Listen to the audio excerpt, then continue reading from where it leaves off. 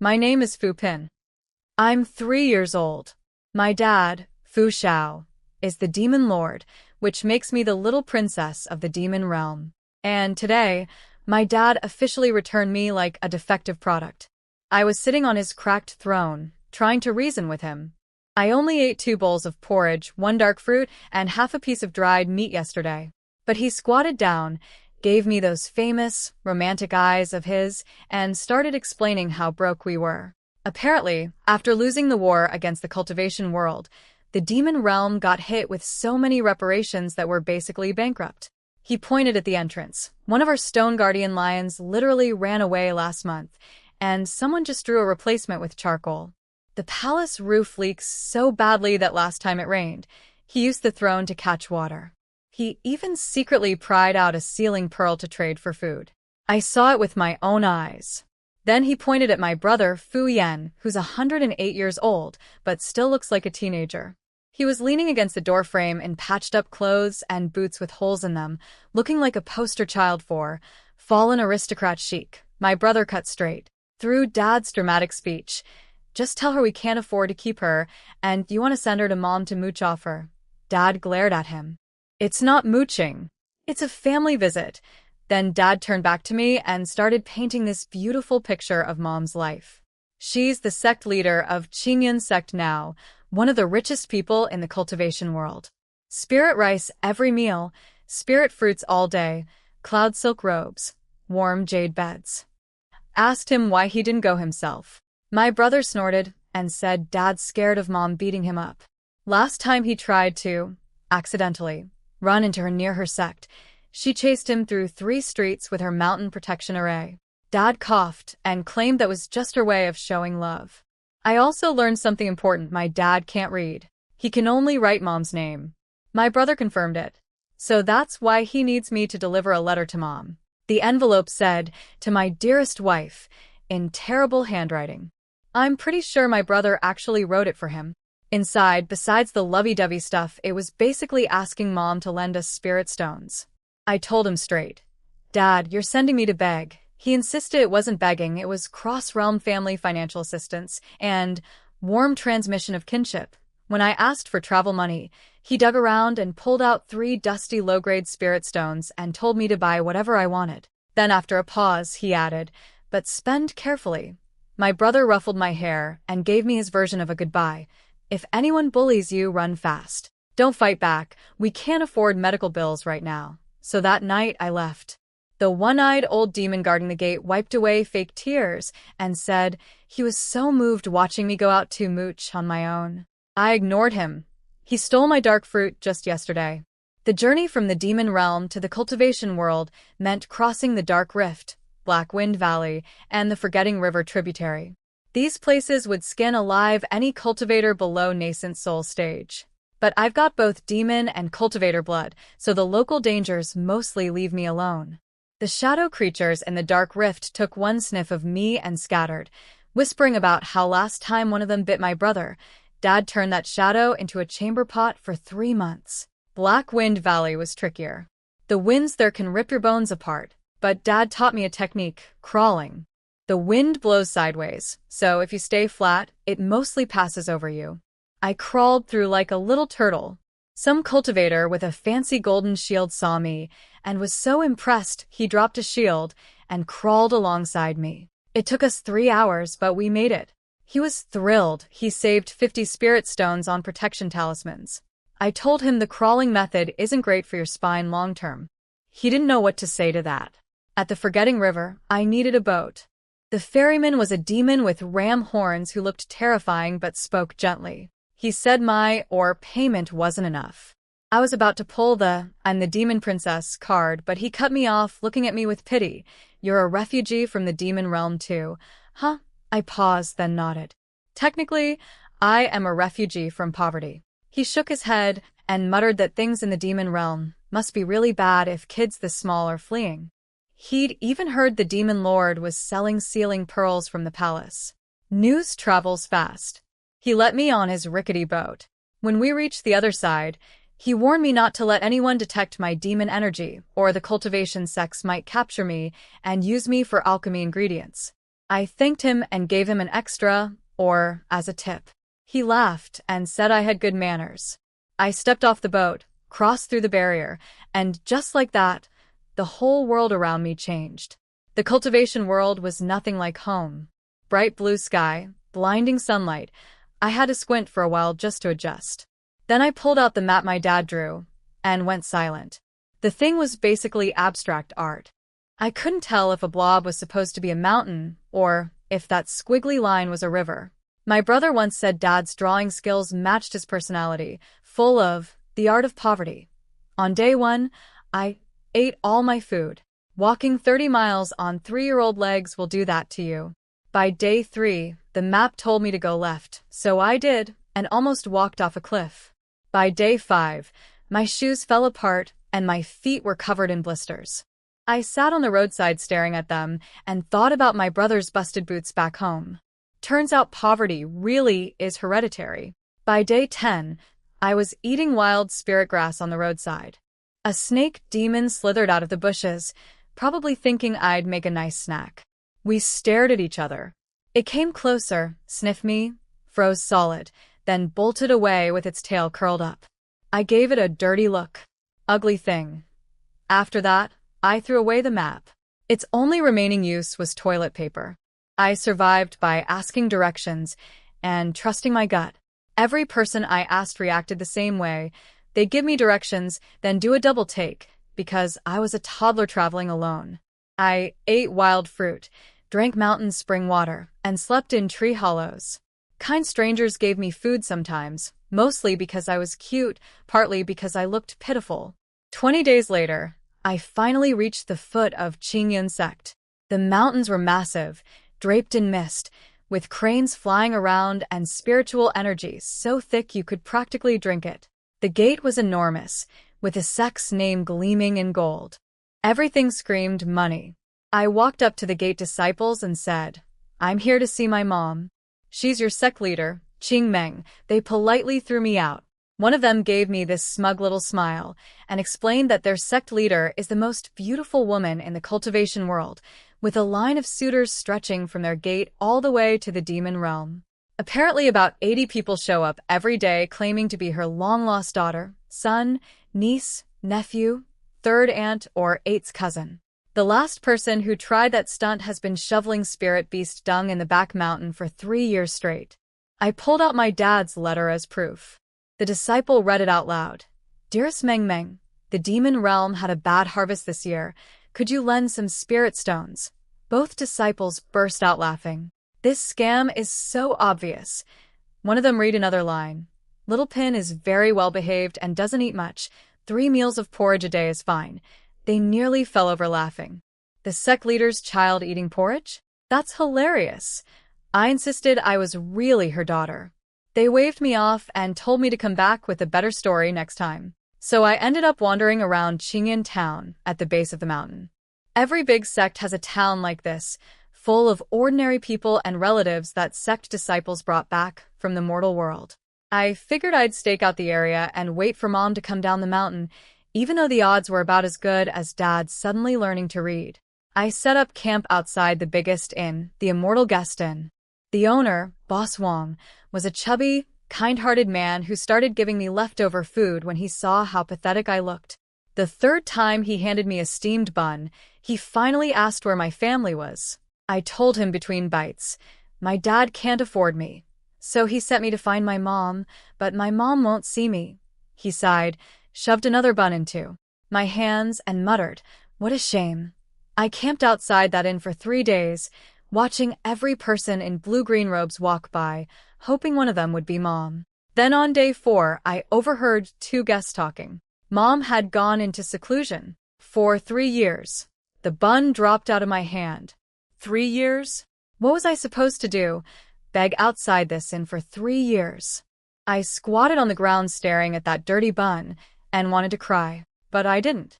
Dad always said the demon lord's daughter doesn't cry because people would laugh at her, even though Dad himself cries all the time, usually while hugging my brother and complaining about debts. Right when I thought things couldn't get worse, I heard another piece of news. Dongxia City was holding its once-a-decade grand sect recruitment on the 15th of this month. Every major sect would be there looking for new disciples. I grabbed a passing adult and asked if Qingyun's sect would attend. He said yes, but warned me the city was 500 miles away, through territory full of wild beasts and demon creatures, and that a little bean sprout like me shouldn't even think about it. I didn't listen. Boss Wong nearly had a heart attack when I told him my plan. 500 miles. What if a beast snatches you? I told him honestly. The beasts probably won't grab me. They might be scared I'd grab them. He didn't know what to say to that. He couldn't stop me, so he packed me 2 buns and a pair of old shoes his son had outgrown. They were 2 sizes too big, but better than bare feet. On the road, I ran into plenty of demon beasts. A pack of wind wolves spotted me, eyes gleaming with hunger, then skidded to a halt when they got close and slunk away with their tails between their legs. A flame tiger let out a mountain-shaking roar, sniffed me, sneezed, and took off running. The high-level ones didn't show up, probably had better things to do. Most beasts sensed the royal demon bloodline on me and kept their distance. But there are always exceptions. Like this iron-armored porcupine that blocked my path and bared its teeth at me. It was a low-level beast with tough skin and dry, chewy meat. Most cultivators don't bother with it because it's not worth the effort. But I'd been starving for 3 days. I looked at that porcupine and had a bold idea. Half an hour later, I was squatting by a campfire, roasting porcupine meat. It was tough and made my jaw ache, but at least it was meat. 10 days after that, I finally made it to Dongxia City. Dongxia City was huge. Tall gates, crowds everywhere, shops and noise in every direction. But getting in cost 3 low-grade spirit stones. I felt my pocket, thought about it for half a second, then found a hole in the wall and crawled through. Inside, the streets were lined with shops selling pills, magical weapons, talismans, you name it. The air smelled amazing, like spiritual food and herbs and flowers all mixed together. My stomach growled so loud I was sure people could hear it. I still had my 3 spirit stones, but I didn't dare spend them. That was everything I owned in this world. So I fell back on my best skill, begging. That's when I noticed a group of men sitting in an inn. They were incredibly handsome, sharp eyebrows, tall noses, each one looking like he stepped out of a painting. But they all had one thing in common: patched clothes, busted shoes, and the word, poor, written all over them. One with a braid said, "Senior brother, look how cute this little kid is." The one called Senior Brother had this cool, elegant aura even in his raggedy white robe. He looked at my filthy clothes, dirty face, and oversized broken shoes, frowned slightly, then handed me a leftover steamed bun. I devoured it. Then, because Dad always said to repay kindness, especially to good-looking people, I pulled out some dried beast meat from my bundle and offered it to him. They all froze. The braided one asked carefully where I got demon beast meat. I told them I caught it myself. They ran when they saw me, so I chased them, knocked them out, and roasted them. The meat wasn't great though. Too tough. They went completely silent, staring at me like I'd just told them I defeated a grandmaster. When they asked what I was doing in the city alone, I told them my dad couldn't afford me and my mom was in seclusion. The braided one patted my head and asked what my plan was. I said I was joining the grand sect recruitment. One of them, with pretty peach blossom eyes, pointed out you have to be 6 to register. I puffed out my chest. I'm 3. Round that up and it's basically 6.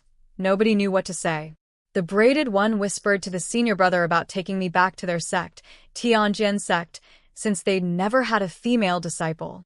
The senior brother asked if I wanted to come with them. I shook my head.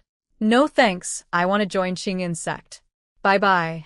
Mainly because they looked just as broke as my dad and brother. My mom's sect is the 2nd biggest in the entire cultivation world. Why would I join another group of poor people? As I walked away, I heard the braided one say sadly, "Senior brother, she thinks we're too poor." And the senior brother sighed. She's not wrong. We are poor. I paused for a second. My heart felt a little warm. They were broke, but they were kind broke people. The next day, the recruitment square was packed. Every sect had a booth with a long line in front of it. Qingyun sect's line was the longest, stretching from one end of the square to the other, over 1,000 people at least. Most of them were well-dressed teenagers from cultivation families, looking polished and confident. I squeezed my way to the registration desk. The disciple there didn't even look up. Name, age, hometown. Fupin, 3 years and 1 month, Mo Inc. City. I almost said Demon Realm. He looked up, saw me, and blinked. Kid, you have to be 6. I blinked back. I heard geniuses get exceptions. He laughed and said I'd need to prove I was a genius first. Then he told me the registration fee was 10 low-grade spirit stones. I didn't have that. We argued back and forth until he finally gave in, probably just to stop my nagging, and let me register. But he wrote a note on my form. Age non-compliant. Pending. First test, spirit roots. I placed my hand on the testing stone. It lit up in 5 colors. Red, yellow, blue, green, and brown. All 5 elements. Sounds impressive, right? Wrong. The light was incredibly faint, like 5 ribbons about to fade away. The elder frowned. 5 spirit roots, all balanced, but each one extremely weak. People around me started whispering. 5 roots? That's the standard package for a total waste.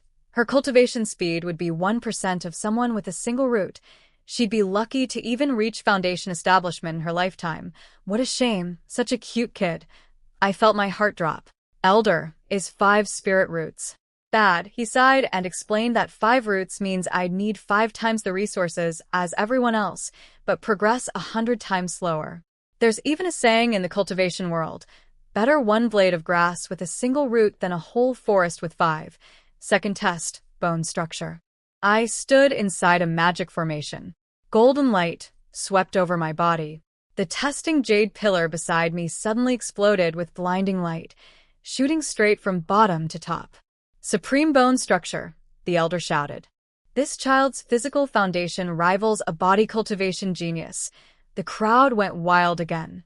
Amazing bones, but with 5 spirit roots, she's basically useless at magic arts. If she had a single root with those bones, she'd be a once-in-a-lifetime prodigy. Hope flickered back to life inside me. Third test, mental fortitude. I walked into an illusion formation. It showed me mountains of spirit stones, forests of magical treasures, oceans of delicious food. I glanced at them and kept walking. None of that mattered more than finding Mom. Dad promised that once I found her, I'd have all of this anyway. Then the illusion tried fear. Demon beasts, dark creatures, heavenly tribulations. I almost laughed. Beasts run away when they see me. Dark creatures? My dad is the biggest dark creature around. And heavenly tribulation? Not even close to how scary Dad is when he's angry. When he throws a tantrum, the entire demon palace shakes. I walked through the illusion with a perfectly calm mind. The elder was shocked again. Unshakable mental fortitude. This child is extraordinary. After all 3 tests, the Qingyun sect elders huddled together to discuss my results. Their faces were complicated. 5 spirit roots. Basically hopeless at magic arts, but supreme bone structure and unshakable willpower, perfect for body cultivation. Except our sect specializes in magic arts, talismans, and alchemy. We don't really do body cultivation, and she's only 3. Who's going to take care of her? After a long discussion, they gave me their answer. I was eliminated. My eyes stung, and I almost cried. But then a white-bearded elder patted my head and said, "Little one, you may not be suited for Qingyun sect, but I know a place that's perfect for you." My eyes lit up. Where? The elder smiled. Tianjian sect. The moment he said it, the Qingyun sect disciples burst out laughing. The whole crowd laughed too. Everyone knows Tianjian sect is the most famous poverty case in the cultivation world. I looked over at their recruitment booth. Sure enough, not a single person was in line. I tugged on the white-bearded elder's sleeve. "Can't you just let me into Qingyun sect? I'll be a chore boy, a chore girl, anything." He shook his head. "Too young, bad spirit roots, can't even pay the registration fee. And even if I got in as a servant, I'd never get to meet the sect leader. Not in this lifetime." That hit hard. If I couldn't see Mom, did I have to go back to the demon realm? Back to eating porridge? Or worse, following my brother into the mines? I shuddered. Then I noticed the big banner hanging over Tianjian's empty booth. Free tuition. Food and housing included. I sprinted over. Is it really free? You really feed people and give them a place to sleep? The handsome guys from the inn yesterday spotted me right away. Little sister, it's you, I nodded. Qingyun's sect rejected me. Will you take me?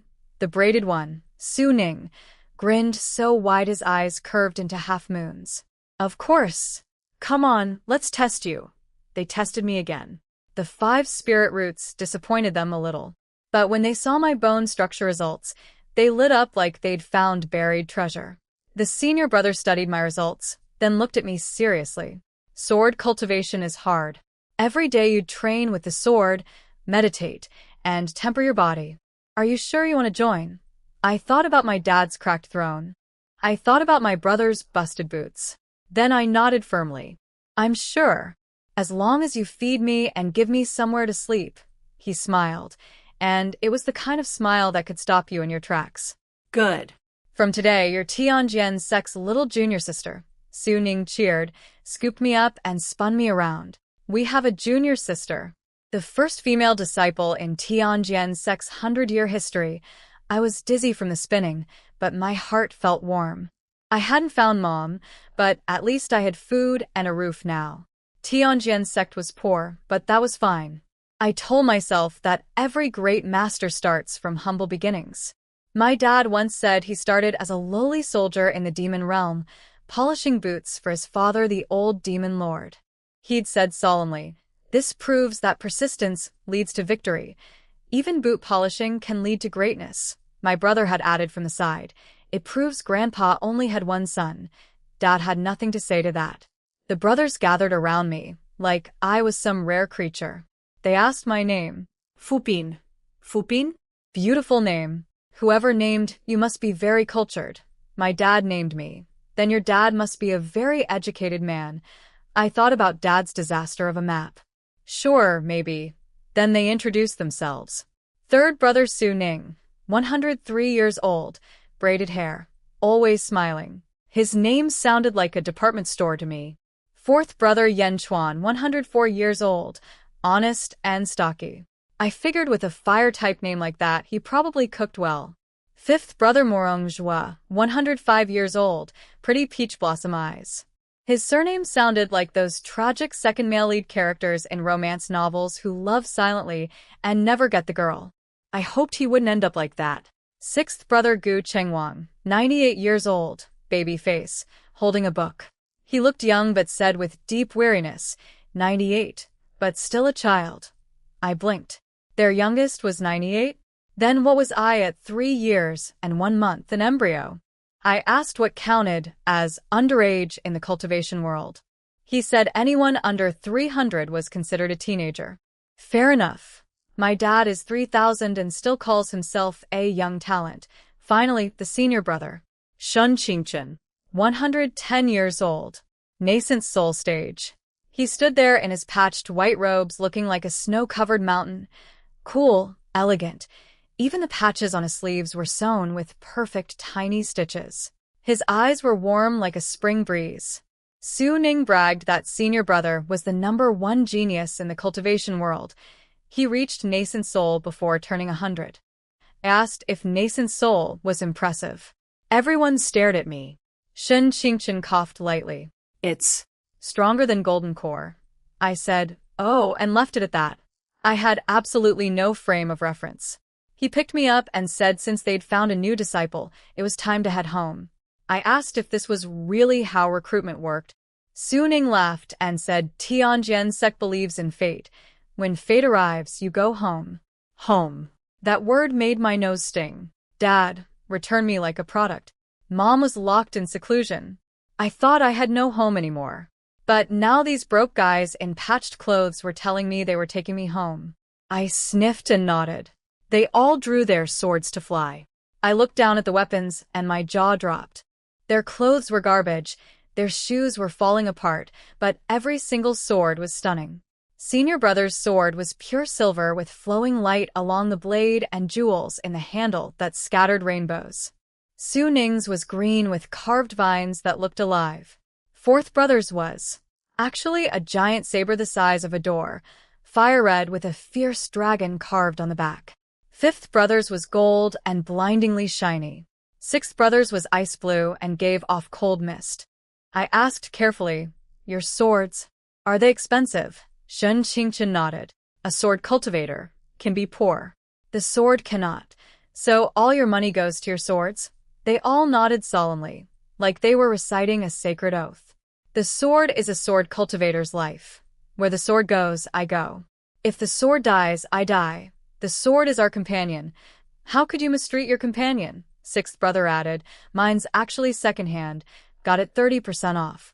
But I love it." I understood then. These were the kind of people who'd starve themselves to buy luxury goods. It was basically a disease. But I kept that thought to myself, because now I was one of them. Shin Qingchen held me and stepped onto his sword. "Hold on tight, junior sister." I watched the ground fall away beneath us. This was my first time flying on a sword. Dad could fly too, but he either grew wings with demon energy or just teleported. He always said sword flying was too much hassle because you had to buy a sword first. My brother could fly, but he usually just rode a mine cart. The sword climbed higher. Senior brother put up a warm barrier around us. The breeze felt wonderful.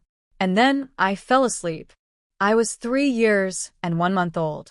I'd walked for 10 days, taken 3 tests, and been rejected and accepted all in one afternoon. I was exhausted. When I woke up, 2 whole days had passed. Third brother Su Ning poked my cheek. "Junior sister, wake up. We're here." I rubbed my eyes, climbed out of senior brother's arms, and looked at Tianjian's sect for the first time. 3 massive characters were carved into the cliff face.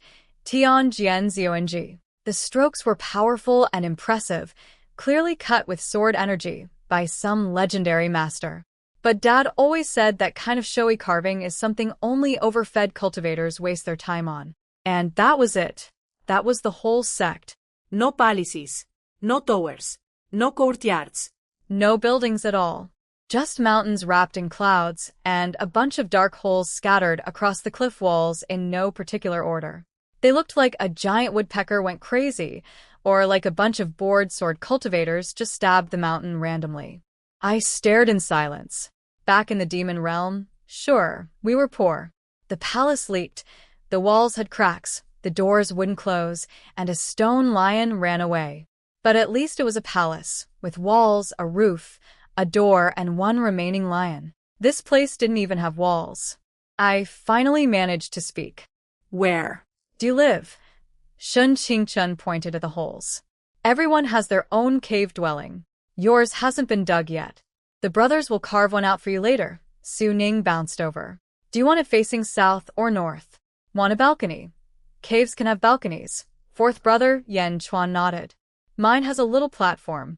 I practice sword there in the morning and watch stars at night. It does flood when it rains, though.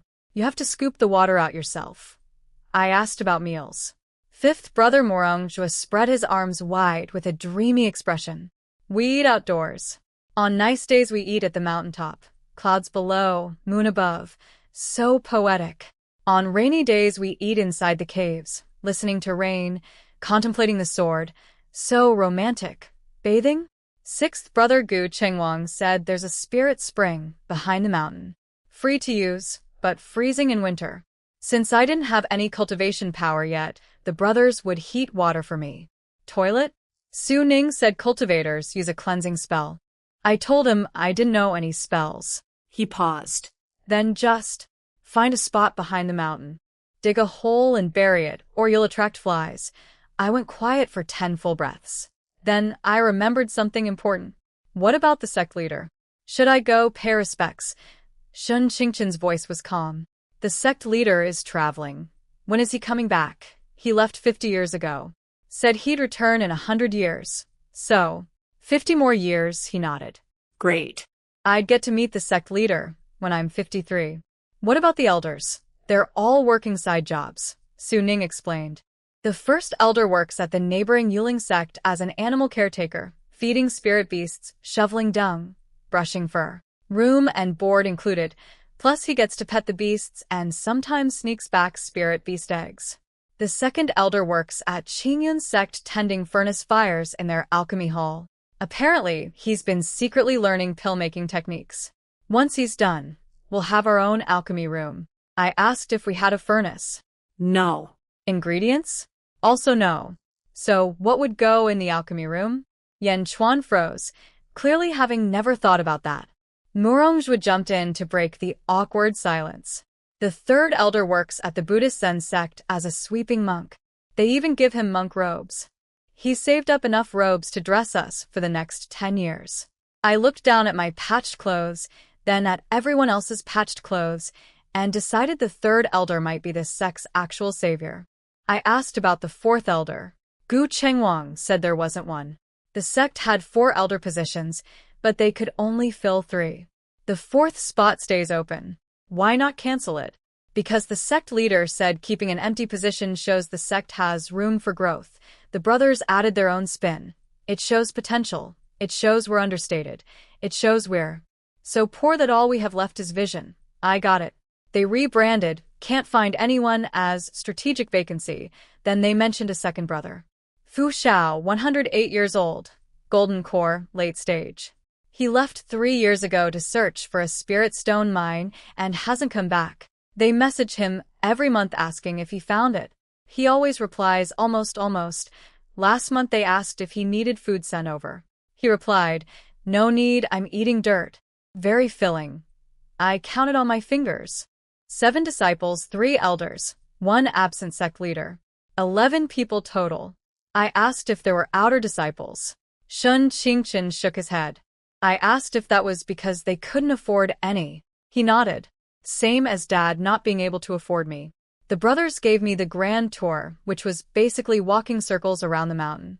Shun Qingchen pointed to the tallest peak and said the sect leader's cave was at the top. I squinted up through the clouds and saw the cave entrance. There was a bird's nest in front of it. A very large bird's nest. I asked why there was a bird's nest at the sect leader's door. Su Ning said since the sect leader hadn't been home in 50 years, spirit birds moved in. I asked why nobody chased the birds away. Yan Chuan said there was no point leaving the cave empty. The birds lay eggs worth 100 low-grade spirit stones each. They collect eggs once a month and sell them. Gu Chengwang added that the sect leader himself approved. Sect resources should be used wisely. Birds occupy his cave. Birds pay egg rent. Fair deal. I nodded. Honestly, if my dad was this resourceful, the demon realm wouldn't be so broke. After the tour, which didn't take long since there was nothing to see, the brothers briefed me on the 5 great sections. Tanxian sect, strongest fighters, poorest wallets. Qingyun sect, great at crafting, alchemy, talismans, and formations. Richest in the cultivation world. Yiling sect, they bond with spirit beasts and breed spirit pets. 3rd in both power and wealth. Zen sect, Buddhist cultivators. Wealth unknown, but definitely loaded. Supposedly, they only help people who are yuan destined, yuan as in gold coins. Buddha saves all beings, but all beings need to pay incense money first. Hahuan sect, dual cultivation, couples practice. Wealth unclear, but definitely not poor. My summary, sword guys can fight, no money. Qingyun, make stuff, lots of money. Beast tamers, has pets, some money. Monks, chants sutras, follows the money. Couples sect, pairs up, never tired. Simple enough. Then they dug my cave. They flew me to a south-facing spot halfway up the mountain. Su Ning said the view was great. I could see the sunrise. Yan Chuan said the ground was level, so rain wouldn't pull too badly. Murongjue pointed out a nearby tree for summer shade. Gu Chengwang noted the spirit spring was close by for easy bathing. Shun Qingchen nodded. This is the spot. Then they got to work, and I understood why people say sword cultivators are the strongest fighters. Each of them swung their sword a few times at the cliff face. Stone chips flew everywhere. In less than 15 minutes, they'd carved out a perfect cave. South-facing entrance, small platform balcony outside. Inside was about 10 square meters, square and tidy, walls polished smooth enough to see your reflection. Su Ning carved little shelves into the walls. You can put things here, Maybe a flower pot here. We don't have flowers, but the spot's ready. Yan Chuan cut a drainage channel along the balcony so rainwater would flow out. Murongjua brought over a stone bed from his own cave. It's my old one. Use it for now. I'll make you a wooden bed later. Gu Chengwang brought a quilt stuffed with wild cotton from the back mountain. Might be a bit stiff, but it's warm. Shen Qingchen stood at the cave entrance, pointed one finger, and a flash of sword energy carved 3 clean characters above the door. Fu Pin's home. I looked at the cave. I looked at my brothers. My eyes stung. This home was poor. It was a hole in a cliff. But my brothers dug it for me, gave me a bed, carved my name above the door. This was the first time anyone had been this kind to me since I left the demon realm. I sniffed. Thank you, brothers. Su Ning rubbed my head. Don't thank us. We're family now. After the cave was done, it was time for dinner. The brothers brought me to the mountaintop dining hall, which was just a big flat rock. Exactly as advertised. One with nature. I asked if they didn't just skip eating like most cultivators do. Yan Chuan said fasting pills taste awful, and his own cooking is too good to give up. Everyone agreed, especially Gu Chengwang, who said he could eat 3 buns just with Yan Chuan's braised pork. My eyes lit up. Braised pork? Yan Chuan pulled pots and pans out of his storage bag and started cooking. I noticed even the pots had patches on them. I asked if you could actually patch a pot. He said proudly, sure. I used weapon forging techniques. It's stronger than before now. Soon a huge plate of braised pork came out, glistening with oil and smelling incredible. He also dumped out a basket of steamed buns. The brothers each grabbed one and started eating happily. I took a bun and bit down. Hard. Really hard. Harder than my dad's heart. Yan Chuan apologized and told me to soak it in the pork broth. I tore it apart, dunked it in the sauce, and took a bite. Delicious. 10,000 times better than Dad's porridge. 1,000 times better than the roasted porcupine from the road. I buried my face and ate like a starving animal. 1 bun. 2 buns. 3. 4. The brothers' eyes kept getting wider. 5. 6. 7. 8. 9. 10. I ate 10 steamed buns and half a pot of braised pork. My belly was round like a little watermelon. Yan Chuan asked carefully if I needed more. I flopped onto the rock, rubbed my stomach, and sighed happily. That's enough. This is the most I've eaten in a long, long time. Shen Qingchen looked at me with gentle eyes. From now on, you'll eat your fill every day. I nodded hard. That night, I lay on my stone bed under the quilt Gu Chengwang gave me, staring at the rough cave ceiling. The brothers had smoothed it out with sword energy, so it wasn't too bad. Wind and insects hummed outside. It was quiet, but I wasn't scared. My brothers were right next door. One shout, and they'd hear me. Then a question popped into my head. I jumped out of bed, ran to the cave entrance, and yelled at the neighboring caves. 3rd brother. 4th brother. Su Ning stuck his head out. What's wrong, junior sister? Yan Chuan came out too. Nightmare. I shook my head. I just want to know, why is Tianjian's sect so poor? They looked at each other. Then they came over and sat on my balcony. Murongjua and Gu Chengwang joined. Finally, Shen Qingchen came too. Under the moonlight, they told me the sect's history. Or, as I'd call it, the how we went broke story. Su Ning started dramatically. A long, long time ago, Yan Chuan added. So long ago that 3rd elder still had hair. Murongjua. So long ago that 1st elder hadn't started petting spirit beasts yet. Gu Chengwang. So long ago that none of us were born. Shen Qingchen. Get to the point. Su Ning cleared his throat.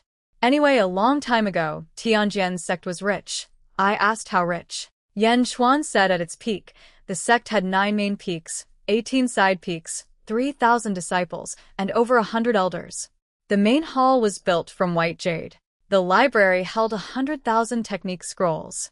They had alchemy rooms, forging workshops, everything. Murongjua said disciples back then wore cloud silk robes and flew on top-grade swords. They ate spirit rice every meal and trained with high-grade spirit stones. Gu Chengwang said even the sweeping servants earned 100 mid-grade spirit stones a month. I asked the obvious question. So what happened Everyone sighed at the same time. Shun Qingchen explained. The founding ancestor was a sword fanatic. He believed sword cultivators should only practice the sword. Everything else was a distraction. So he ordered all alchemy rooms, forging workshops, and talisman halls shut down. Disciples would focus on nothing but the sword. At first it worked. The sect had savings, and with everyone dedicated to sword training, they became incredibly powerful. Tianjian's sect became the #1 sword sect. 5 of the top 10 geniuses in the whole cultivation world came from here. But then the savings ran out. They couldn't make pills, so they had to buy them. Couldn't forge weapons, so those had to be bought too. Couldn't draw talismans, bought. And sword cultivation is insanely expensive. Swords need maintenance, upgrades, repairs. A single good sword can cost as much as an entire city.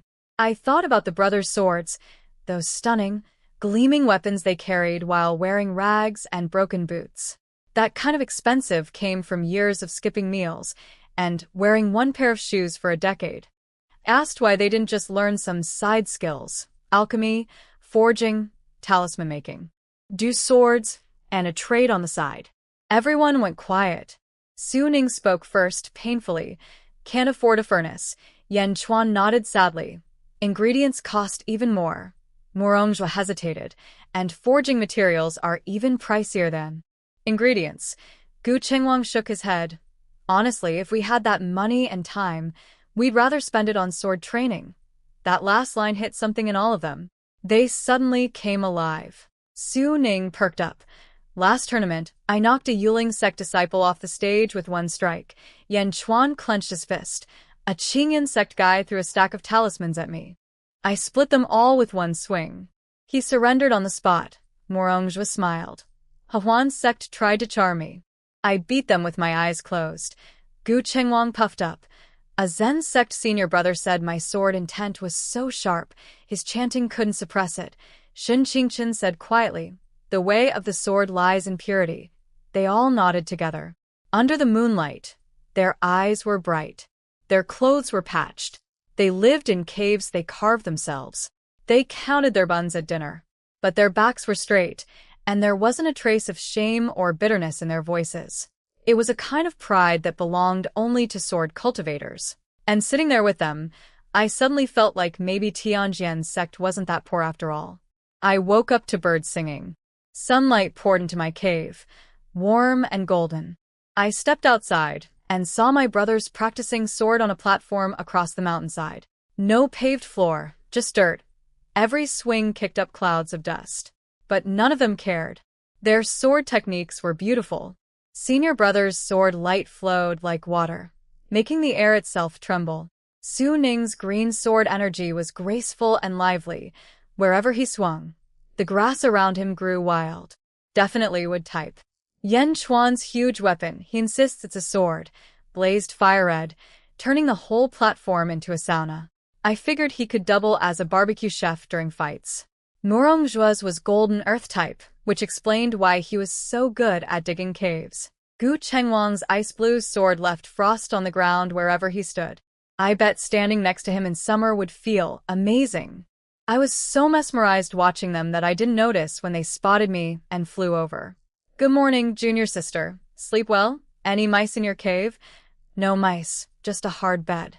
Su Ning said a hard bed is good for your spine. Morongjua laughed and exposed him.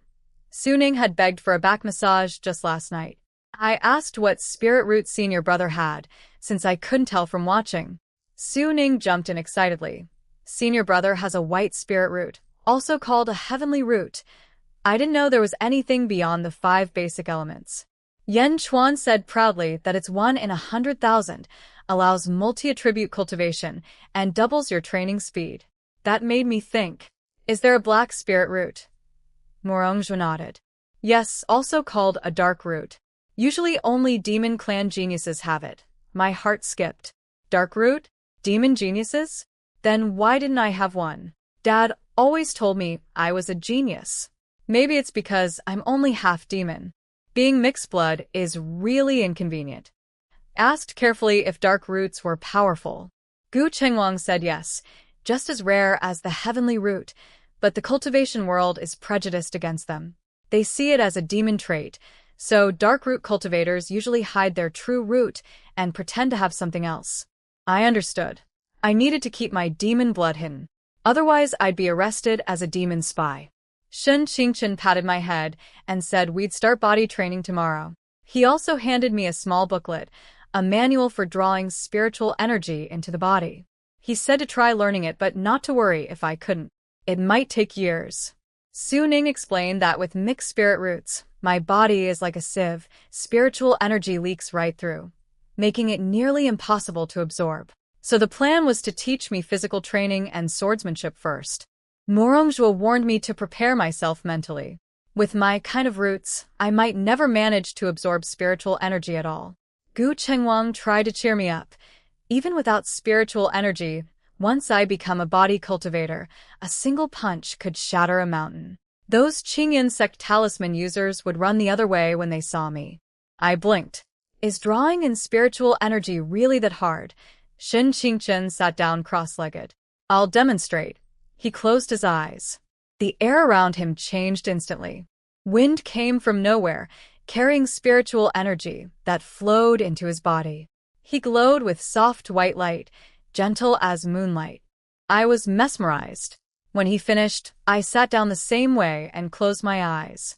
At first I felt nothing, but gradually I sensed tiny specks of light, red, yellow, blue, green, brown, floating around me. I tried to draw them in. They went absolutely crazy. They rushed into my body like starving kids diving at braised pork, like broke sword cultivators spotting a spirit stone mine. Wild, overwhelming, free of charge, pouring into me from every direction. I opened my eyes in shock. My brothers were staring at me, mouths hanging open. Actually, they were staring at my hands. There was a small, colorful ball sitting in my palm. 5 colors, faint but unmistakable. I frowned. It's those same 5 colors again. At Qingyan sect they said this means 5 spirit roots, and that it's bad.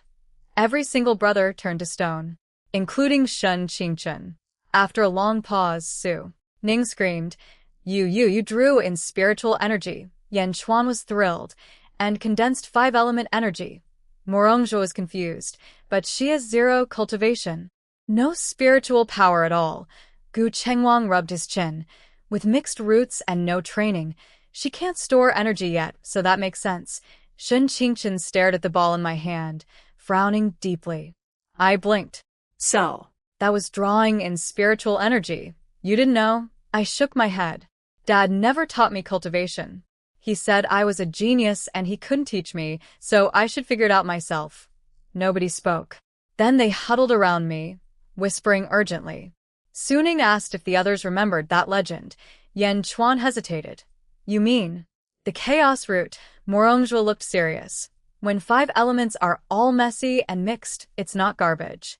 It's primordial chaos, not yet awakened. Gu Chengwang pulled out an ancient book and started reading fast.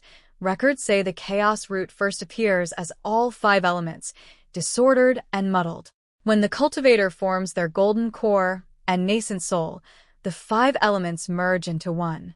Then they can devour any spiritual energy regardless of elemental type. He gasped for air. The so-called mixed roots are just a disguise, heaven's way of protecting the chaos source. It's a legendary root quality that appears once in 10,000 years. They all turned and stared at me like they'd picked up a chipped bowl from the roadside, wiped it clean, and discovered it was a priceless antique. Shen Qingchen suddenly grabbed my wrist. Gentle spiritual energy flowed into my body. His face went from serious to shocked to deeply thoughtful.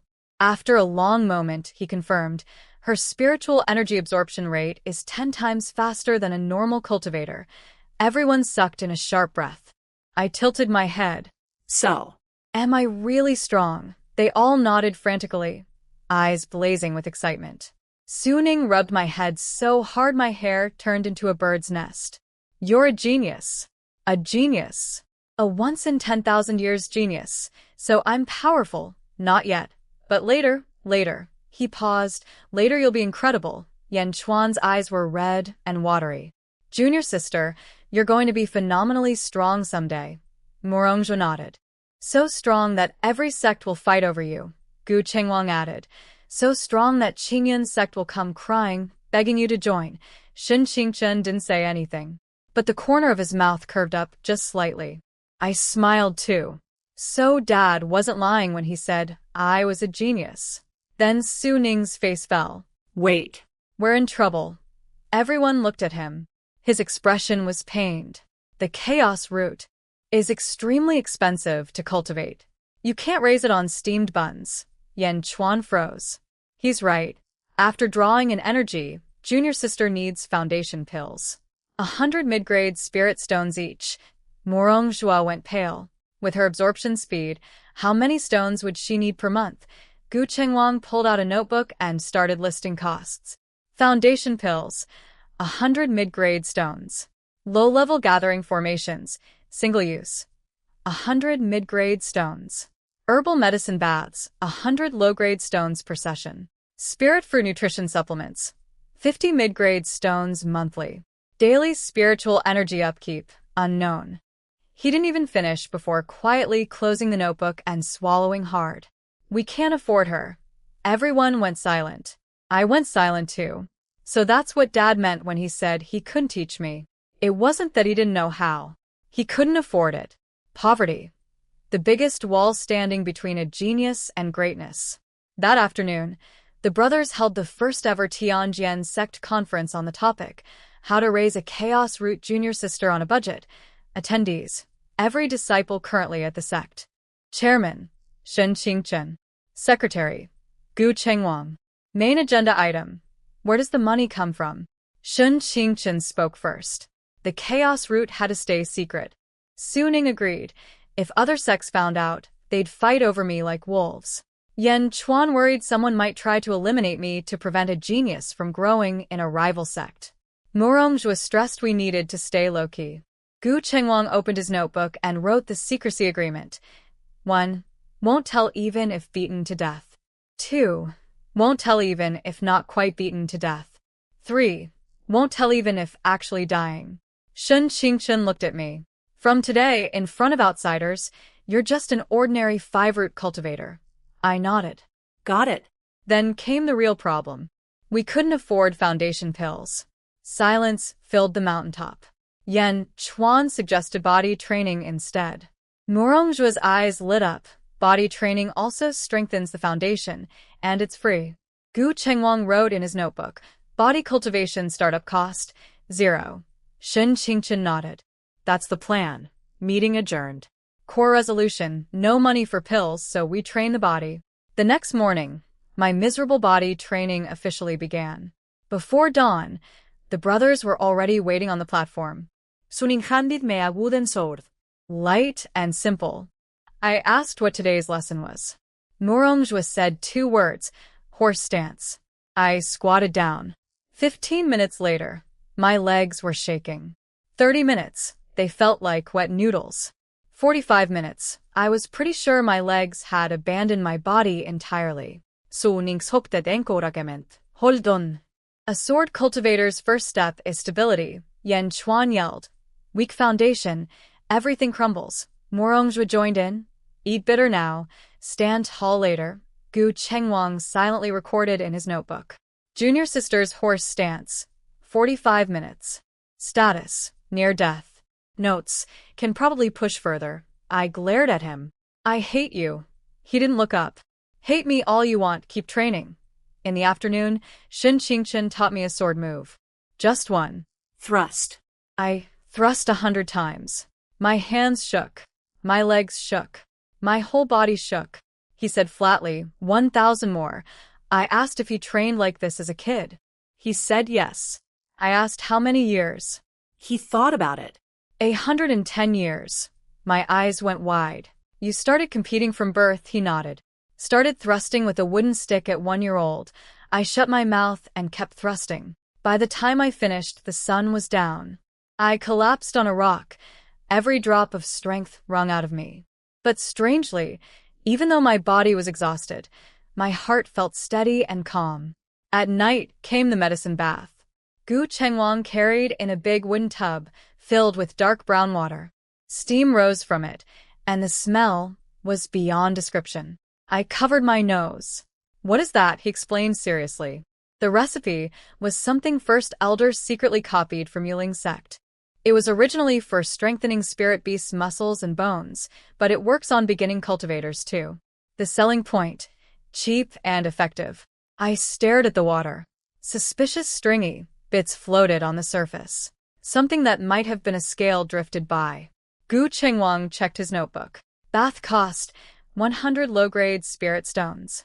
Current funds 5,000. I sighed, took off my shoes and climbed in. Then I threw up. I hung over the edge of the tub, tears and snot streaming down my face, soul practically leaving my body from the stench. Suning poked his head in from the cave entrance, pinching his nose. First time? Yan Chuan confirmed. Murongzhua said, you get used to it. Shen Qingchen walked past, silently placed a candy in my hand, and kept walking without changing expression. I sat in the tub, eyes watery.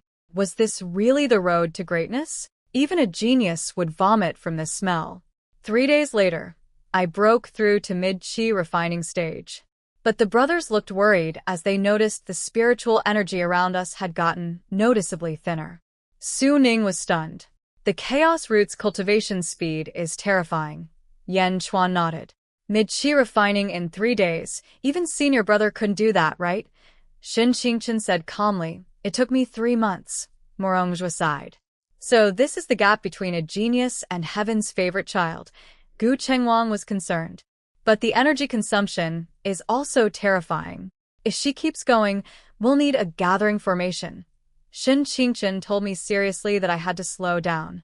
Going too fast without a solid foundation could cause dangerous backlash. And advancing too quickly would attract attention. So starting that day, I was limited to 2 hours of cultivation per day. The rest of my time went to solidifying my progress, body training, and sword practice. The genius's curse: not allowed to train too fast. My daily routine became fixed. Mornings: horse stance, sword swings, running. Midday: 2 hours of cultivation, strictly timed by the brothers. Afternoons: medicine bath, stinky. Reading and writing lessons, hard. Listening to the brothers explain cultivation world basics, interesting. Evenings: consolidate progress, sleep. It was tough, but fulfilling. And my brothers were genuinely wonderful. Su Ning combed my hair every day, though it always came out crooked, and he kept yanking out strands. Yan Chuan cooked for me daily. The main course was always steamed buns, but he shaped them differently each time. Square, round, triangular, even little rabbit shapes. Murongzhua taught me to write. His calligraphy was as elegant as he was, which just made my handwriting look even worse by comparison. Gu Chengwang prepared my medicine bath every night. He started sprinkling flower petals in the water, claiming it made it smell nicer. It didn't. Stink mixed with flowers just smelled worse. And Shen Qingchen supervised my training every day, never cutting a single corner. But whenever I was truly exhausted, he'd quietly hand me a candy. The cheapest kind from the town below. Hard enough to crack a tooth, but sweet. I liked this place more and more. This sect that was poor as dirt, but warm as summer. These brothers whose clothes were ragged, but whose eyes were bright. I even started thinking a cave home wasn't bad. Cool in summer, warm in winter. Steamed buns were fine too. They fill me up. And the medicine bath. Okay, the bath still stank.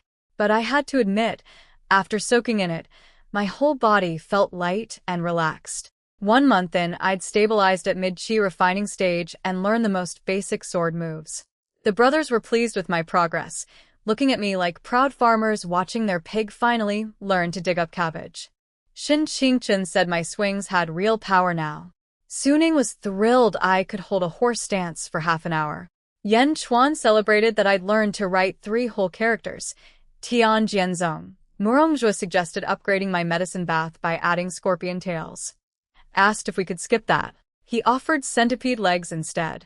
I went back to scorpion tails. At least scorpions don't have that many legs. Gu Chengwang did his monthly summary in his notebook. Cultivation. Mid-chi refining, check. Body training.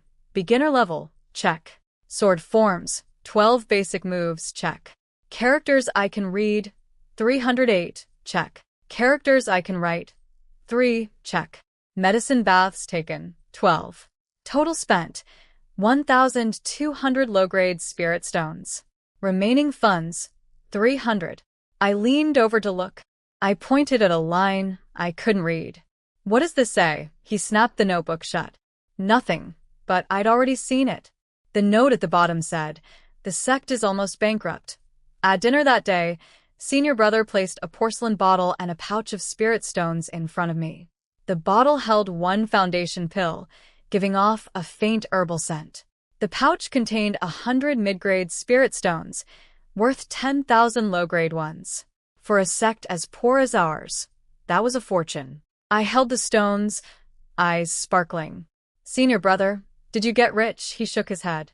"I accepted an escort mission." "This is the deposit." Su Ning jumped in excitedly. Senior brother had landed a big job, escorting some Yuling sect prodigies into the Phantom Beast ruins to catch spirit beasts. I asked if it was dangerous. Yan Chuan's face went serious. 3-star danger level. Nobody below nascent soul stage goes in lightly. Normally, sect elders lead disciples in for training exercises organized every few years. But if individual disciples want to go on their own, they either team up or hire guards. Gu Chengwang was envious. Those Yuling sect kids' families all own mines. They hire bodyguards without blinking. I asked if the brothers had been inside before. Su Ning nodded. They'd gone in together before to catch demon beasts and sell them for money. Morongjue mentioned most beasts have special abilities and are hard to catch. Gu Chengwang reminded senior brother to gather medicinal herbs while he was in there. Once second elder finishes his alchemy training, we can make our own pills. Even though we don't have a furnace yet. Shun Qingchen nodded, then looked at me. "Is there anything you want? A spirit beast maybe?" I thought about it and shook my head. No. "I just want senior brother to come back safe." He paused, then smiled and rubbed my head. Okay, the next morning he was leaving. The brothers crowded around him with last-minute instructions. Su Ning yelled to negotiate hard, at least 500 mid-grade stones for the escort fee. Yan Chuan told him to grab every herb and plant he saw. Morongjue said if things got dangerous, forget the money and run. Gu Chengwang just said to be careful. Shin Qingchen agreed to everything. Then he looked at me. "While I'm gone, listen to your brothers. Train hard. Don't wander off." I nodded. Then I stood on tiptoe and pressed a candy into his hand. It was one he'd bought me yesterday. I hadn't been able to finish it. He blinked, then smiled, really warmly, and ruffled my hair one more time. Then he waved goodbye and flew off on his sword, robes fluttering, looking exactly like those legendary sword immortals from storybooks who go off to save the world. Then he landed halfway down the mountain and flew back because he forgot his food. Su Ning shoved 3 steamed buns he'd been saving into senior brother's hands. Shin Qingchen accepted them seriously. "I'll pay you back," Su Ning said. "No need, just add interest." Senior brother nodded. "Deal." Then he finally flew away for real. I watched him disappear into the clouds and turned to ask, "Does senior brother owe you guys a lot of money?" Su Ning thought about it. "About 380 mid-grade spirit stones." Yan Chuan added, "Hasn't paid it back in 18 years. Morongjue sighed, "But interest keeps growing. In another 50 years, he'll never be able to pay it off." Gu Chengwang whispered, "Honestly, I think he does it on purpose. If you owe enough, nobody dares ask you to repay." I understood. This was the cultivation world's version of, I borrowed it fair and square, why should I pay it back? After senior brother left, I felt empty inside. We'd only been together a month, but I'd already gotten used to seeing him every day. Used to him standing expressionlessly beside me during training like a human sword post. Used to him combing my hair. Not as well as Su Ning, but gentler, never pulling any out. Used to him sneaking candies into my hand without a word, then turning and walking away like he was committing a crime. The brothers reassured me. Su Ning said senior brother was incredibly strong. Yan Chuan pointed out that nascent soul stage cultivators can basically walk sideways through the cultivation world. Morongjue added that even if he couldn't win, he could run. Gu Chengwang said sword cultivators are too fast for anyone to chase. I took a deep breath. Okay, so what do we do now? Everyone answered together. Train. After taking the foundation pill, I felt the warm energy inside me become steadier. My meridians were smoother, like a bumpy mountain path that suddenly got paved with stone. Still a mountain path, but at least it didn't hurt my feet anymore. The brothers let me continue cultivating spiritual energy, but kept the time limit strict. Su Ning held up 2 fingers. 2 hours. Not 1 minute more. I nodded and trained obediently. 1 day later, I broke through again. Late Qi refining stage. In a single day, the brothers gathered around me with complicated expressions, happy, worried, proud, and slightly terrified, all mixed together. Su Ning stutteret. Junior sister, isn't your speed a little extreme? Yan Chuan counted on his fingers. Mid to late Qi refining takes normal people at least 3 years. It took me 1.5 years. Senior brother took 6 months, Morongjwa sighed. Junior sister took 1 day. Gu Chengwang raised his hand weakly. It took me 2 years. I blinked. So, I'm impressive. Long silence. Su Ning managed to speak. Impressive, yes, Yan Chuan continued.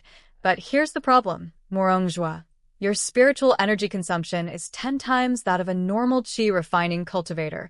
Gu Chengwang pulled out his ledger. The gathering formation for this breakthrough cost 100 mid-grade stones.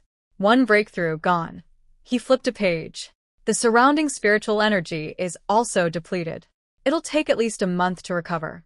The last page read, cultivation level, late qi refining, check. Sect spirit stone reserves, 0. Spiritual energy density, down 70%. Note, the sect is bankrupt, and so is the local atmosphere. I looked at the thin air around us and felt a little guilty. Am I using too much energy? Every brother shook his head. Su Ning said, it's not your fault. We're just too poor. Yan Chuan added, if we had money, we could pile spirit stones around you all the way to nascent soul. Morongjwa said, your talent is a blessing. We can't waste it. Gu Chengwang tried to sound brave. It's just spirit stones. We'll figure something out, but as he said it, the notebook in his hand was trembling. To earn spirit stones, the brothers made a tough decision. Go down the mountain and sell stuff at a market stall. I stood at the gate watching them pack. Su Ning stuffed leftover demon beast meat into his storage bag, the same kind I'd roasted during my travels. Yan Chuan ran back and forth to the back mountain, digging up ordinary iron ore. Morongjwa scraped cheap spirit grass off the cliffside, the kind that grows everywhere like weeds. Gu Chengwang handled accounting and packaging. I asked if any of this would actually sell. Su Ning didn't even turn around. No idea. Yan Chuan scratched his head. Worth a try. Morongjwa shrugged. Maybe someone's blind enough to buy it. Gu Chengwang nodded. Maybe. I was quiet for 3 breaths. Then I followed them. The town below our mountain is called Jiaming Town, named after the humming sound of sword energy that carries down from the peaks. It was surprisingly big, just as large as the town below Qingyan sect. Shops everywhere, crowds of people, all kinds of goods. Weapons, pills, talismans, spirit herbs, and even spirit beast dung? Su Ning explained it's fertilizer from Yuling sect. Supposedly helps spirit grass grow better. The brothers found a corner, spread out a ratty cloth, and set up shop. Demon beast meat. Ugly, but edible. Iron ore, more impurities than my hair has strands, but usable. Cheap spirit grass. Pulled from the roadside. Nobody bought a thing. Not one person. Over 1,000 people walked by, glanced at our stuff, and kept going. Su Ning's face got redder and redder. Yan Chuan's head hung lower and lower. Morongjwa started polishing his sword, even though it was already gleaming. Gu Chengwang wrote in his notebook, Day 1. Foot traffic 1,000. Sales 0. Notes. Very embarrassing. Then a commotion broke out at the stall next to us. I picked over. They were selling nether dark iron, black ore that glowed with a cold light. A crowd surrounded the seller, fighting over it. I asked what it was. Su Ning's eyes went red with envy. Nether dark iron. It's a top-tier material for forging swords and weapons. The problem is it comes from the demon realm, so it's incredibly hard to get. Yan Chuan was practically drooling. If my sword had even a little mixed in, its hardness would jump by 30%. Morongjwa swallowed hard. I heard the black market price has gone up. A fist-sized piece goes for 100 mid-grade spirit stones now. I raised my hand. How much is one mid-grade stone worth in low-grade stones? Gu Chengwang answered without looking up. One high-grade equals 100 mid-grade. One mid-grade equals 100 low-grade. So one small piece of nether dark iron is 10,000 low-grade stones. I nodded. Then I quietly reached into my storage bag and pulled out 2 chunks of black ore. Is it this? Every brother whipped their head around.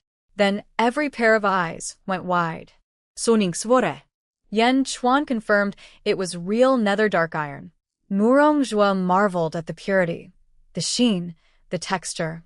Gu Chengwang demanded to know where I got it. I said, there's a lot of it near where I grew up. I just picked them up. Silence. Suning took a deep breath. Junior sister, where exactly is your hometown? I blinked. Somewhere far away. Can you be more specific? My dad told me not to say. They accepted that. Plenty of hidden clans have rules like that. I changed the subject. Can we sell this? Suning's eyes lit up like stars. Yes. Absolutely yes. Yan Chuan rubbed his hands together. With this, we don't need to sell pathetic beast meat anymore. Morongjwa was thrilled. Junior sister, you just saved our entire sect. Gu Chengwang was scribbling calculations frantically. Nether dark iron revenue estimate. Current stock, 2 pieces. Expected price, 200 mid-grade stones. That's 20,000 low-grade stones. Notes, we're rich. I shook my head. We can't sell both. They all froze. I pointed at their swords. Sell one. Use the other to upgrade your swords. Su Ning stammered. 4. For us. Yan Chuan said it was too precious. Morongjwa said we should trade it all for cultivation resources. Gu Chengwang agreed they couldn't accept it. I shook my head again. Your swords need upgrading. If your swords get stronger, you can take harder missions. Harder missions pay more spirit stones. More stones means more foundation pills for me. Flawless logic. Their eyes went red again. Su Ning could barely speak. Yan Chuan said I was only 3 years old. How was I already this thoughtful? Morongjwa swore they'd protect me no matter what. Gu Chengwang wrote in big letters, Junior sister's thoughtfulness. Priceless. So they kept one piece for forging and put the other up for sale. Nether dark iron. Genuine demon realm product. Only one piece. First come, first served. The crowd swarmed instantly. It's real nether dark iron. The purity is incredible. I'll pay 150 mid-grade stones. 170. 200. The price shot up. The brothers grinned so wide their faces nearly split open. Then a voice ruined the mood. Well, well. If it isn't the beggars from Tianjian's sect. I looked up. A teenager in fancy silk robes strolled over with 2 lackeys behind him. He was decent-looking, but his chin was tilted so high he looked like a proud rooster. Soninges fatsadarkenet. Zhao Yuqian. You again. The kid sneered. Just came to see what junk you're selling today. He glanced at our stall and made a disgusted face. This beast meat is rotten, isn't it? The color's all wrong. This iron ore has more impurities than your sect has people. And this spirit grass. Pigs wouldn't eat it. How dare you try to sell this? Then he spotted the nether dark iron. His eyes lit up, but he kept the act going. Nether dark iron? Probably just dyed regular iron, right? Su Ning said coldly. If you want to fight, just say so. Yan Chuan's hand was already on his sword. Morongjwa's golden blade started glowing. Gu Chengwang quietly set up a trip formation under his feet. Zhao Yuqian stepped back, but kept running his mouth. Fighting? I don't fight poor people. He knew sword cultivators could destroy him, so he stuck to insults. It was his survival strategy. Talk trash, but value his life. Then he noticed me. His eyes lit up. Oh, you even brought a little kid? So young and already hustling. How sad. Want to join Qingyin's sect instead? We're rich. Meat at every meal. I stared at him. Didn't say anything. What? Cat got your tongue. What's your name? Zhao Yuqian. Inner disciple of Qingyun sect. I nodded. Oh. So are you really rich? He puffed up. Obviously. My family owns a spirit stone mine. I broke into my sweetest smile. Wow, so cool. No wonder Brother Yuqian is so handsome, and your clothes are so nice. You can tell right away you're a rich person. He started floating on his own ego. Naturally, I put my hands on my cheeks, all cute and admiring. I bet someone like Brother Yuqian never even asks the price when buying things, right? My dad says that's what truly important people do. He was completely airborne now. Of course, I tilted my head innocently. Then. Would Brother Yuqian like to take a look at our nether dark iron? I held out the ore with both hands and gave him my best innocent look. This is a genuine demon realm specialty, the finest material for forging swords. I can tell from Brother Yuqian's aura that he must be an amazing swordsman, right? Zhao Yuqian took the ore and examined it. His eyes changed. He clearly knew what it was. This is really nether dark iron? I nodded seriously. 100% real. If Brother Yuqian uses this to forge a sword, he'll definitely become the #1 sword cultivator in the whole world, Suning whispered from behind me. Junior sister, that's laying it on too thick. I ignored him. I kept going. And this ore has beauty benefits too. Look at my brothers. They all forge with nether dark iron, and look how handsome they turned out. The brothers stared at me in disbelief. Their looks had nothing to do with their swords. But Zhao Yuqian was hooked. I pushed harder. This piece has incredibly high purity. I think only someone with Brother Yuqian's refined taste truly deserves something this precious. He was melting. Really? Of course. If you buy this, everyone will say, look at Brother Yuqian. What incredible taste, spotting a treasure like that instantly. He hesitated. How much? I held up 5 fingers. 500 mid-grade spirit stones. Su Ning choked. Yan Chuan started coughing violently. Murong's jaw dropped. Gu Chengwang couldn't finish his sentence. The stall next door was selling the same stuff for 150. Zhao Yuqian was stunned too. But he didn't refuse outright, because people were watching. He protested that the stall next door only charged 150. I put my hands on my cheeks and looked up at him with big eyes. But their purity isn't nearly as high as ours. This is clearly a premium piece from the core of the vein. Surely someone as wealthy as Brother Yuqian can afford 500? You wouldn't have trouble with just 500, right? The provocation technique. It works on my dad every single time. And it worked on Zhao Yuqian just the same. His face flushed. Who says I can't afford it? My family owns mines. I'll take it. He pulled out his money pouch, counted 500 mid-grade spirit stones, and slapped them on the cloth. He grabbed the nether dark iron and strutted away, full of pride. Then he turned back. I'll take all that other stuff too, the beast meat, the iron ore, the grass. How much? Su Ning managed to say. 50 low-grade stones. Zhao Yuqian tossed out a pouch. Here's 100. Keep the change. Consider it charity. Then he marched off carrying our entire pile of junk, chin held high, telling his lackeys, see that? That's what vision looks like. A rich man's vision. His followers fell over themselves, praising him. Brother Zhao is so generous. Brother Zhao will surely become the greatest swordsman. After they disappeared, my brothers were still frozen. Su Ning couldn't believe it. He actually bought it. Yan Chuan questioned reality. Is he stupid? He got scammed and he's happy about it. Morongzhua laughed. It's about face. He's thinking, I'm rich. I'm being charitable to these poor people. Gu Chengwang was annoyed but satisfied. People like that deserve to be scammed. Su Ning nodded. If he comes back, we scam him again. Everyone agreed. I did a beautiful job. Gu Chengwang opened his ledger. Stall income.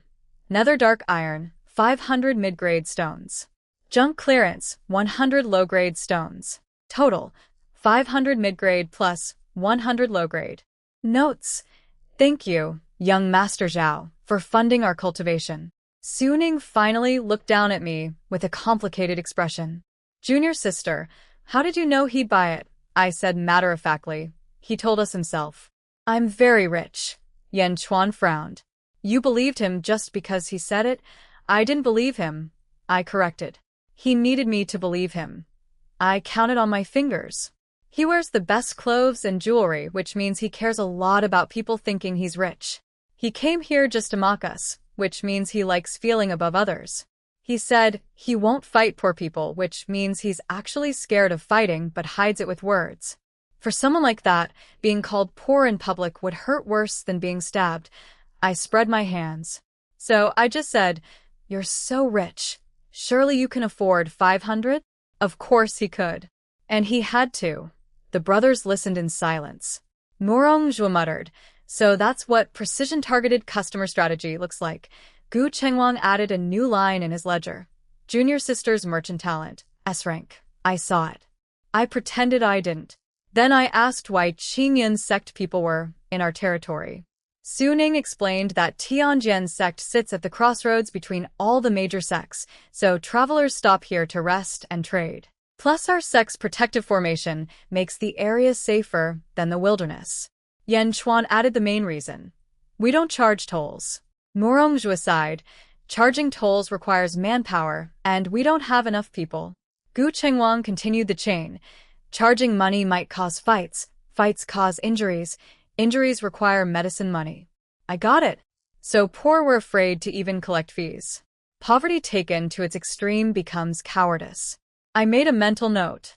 Once I grow strong enough to beat everyone, there will be tolls. And management fees. And sanitation fees. And fresh air fees. Every single coin. With the ore sold, the brothers were in great spirits. They took me shopping at the market like it was a festival. Su Ning hauled 2 bags of rice. Yan Chuan grabbed a barrel of cooking oil. Morongjua picked out a pink dress for me with little butterflies embroidered on it. Gu Chengwang bought paper and a box of brushes so I could practice writing. I held that dress and couldn't stop smiling. It was the first new piece of clothing I'd had since leaving the demon realm. Not secondhand. Not a gift from pity. Bought just for me. I hugged it and grinned the whole way home. We got back to the sect at sunset. Golden light spilled across the cliff face, making even our dark cave entrances look warm. The brothers sorted through the purchases while I sat on my balcony watching the sunset. Gu Chengwang came over and handed me a candy. Malt candy, sweet and sticky. I took it and said I was thinking about senior brother. He told me not to worry, senior brother is strong. I nodded, but I still worried. The Phantom Beast ruins are a 3-star danger zone. Senior brother is powerful, but what if something goes wrong? What if he meets a terrifying spirit beast, or someone with bad intentions? I shook my head and pushed those thoughts away. I ate the candy. It was sweet, but my chest still felt a little hollow. That night, I couldn't sleep. I tossed and turned, thinking. Even though we'd squeezed 500 mid-grade stones out of Zhao Yuqian, for someone with a chaos root like mine, that money was a drop in a bucket. I thought about senior brother taking a dangerous mission just to buy me 1 foundation pill. The brothers humiliating themselves at a market stall selling junk. The elders working even harder after learning about my spirit root. First elder took on 3 extra beast-feeding shifts at Yiling sect. Second elder volunteered for night shifts at Qingyan sect's alchemy hall. Third elder started sweeping 2 extra streets at the Buddhist sect. And then I remembered what Zhao Yuqian had called us. Beggars. I wasn't upset about the insult. I was upset because he was right. No. I needed to do something. Late that night, I snuck down the mountain while the brothers were sleeping. They'd been so excited counting money that they knocked out early. I found a quiet spot and pulled out the Demon Realm token Dad gave me. He'd said to use it if I ever needed help. I pushed a tiny bit of demon energy into it. The token glowed with dark light, and moments later, black mist rose from the ground and formed into a figure, a demon with horns, gray skin, and red eyes, wearing a black cloak. He dropped to 1 knee immediately. "Greetings, princess." I stared. "Who are you?" He said he was a shadow guard my dad had stationed in the cultivation world to protect me. I had no idea. My illiterate father actually planned something this thoughtful? I thought all he could do was cry about being broke. I gave him 2 tasks. First, tell Dad I hadn't found Mom yet, but I was doing fine, and he shouldn't worry. Second, Ask my brother to send me some nether dark iron ore. The Shadow Guard, his code name was Shadow 7, paused. Then he told me something interesting. The reason nether dark iron is so expensive in the cultivation world was actually my brother's doing. My brother figured out that the demon realm has mountains of the stuff, but it sells for nothing, because there's too much. So, he controlled the supply, releasing only small amounts onto the black market each month to inflate the price. Shadow 7 said my brother called it hunger marketing, something he learned from the mortal world. My mining brother was secretly a business genius this whole time. Shadow 7 pulled out a storage bag. If the princess needs, or there are a few tons in here. If that's not enough, I can go back for more. I checked inside with my spiritual sense. There was a small mountain of glowing black ore in there. Literally tons. Enough to pave the entire Tianjin sect in black. I told him that was plenty, and sent him away. He dissolved into black mist and vanished, like a magic trick. Well, it was demon magic, so technically accurate. Back in my cave, I shoved the storage bag under my pillow and stared at the ceiling, doing math. A fist-sized chunk of nether dark iron sells for 100 mid-grade spirit stones, and weighs about 100 gene. So 1 gene equals 1 mid-grade stone. 1 ton is 2,000 gene. 5 tons is 10,000 gene. 10,000 mid-grade stones. Converted to high-grade stones, that's 100. I'd never even seen a high-grade stone before. 1 is supposedly enough for a normal cultivator to train for a whole year. I was rich. But the problem was how to give this to my brothers. If I just pulled out tons of rare ore, they'd obviously get suspicious. Found it behind the mountain? They'd already dug back there. Nothing left. Sleepwalked and mined it. They're not idiots. And another worry hit me. My brother carefully controlled the supply to keep prices high. If I dumped all this ore onto the market, I'd crash the price and bankrupt my brother's whole operation. Plus Tianjin's sect might get in trouble with the demon realm.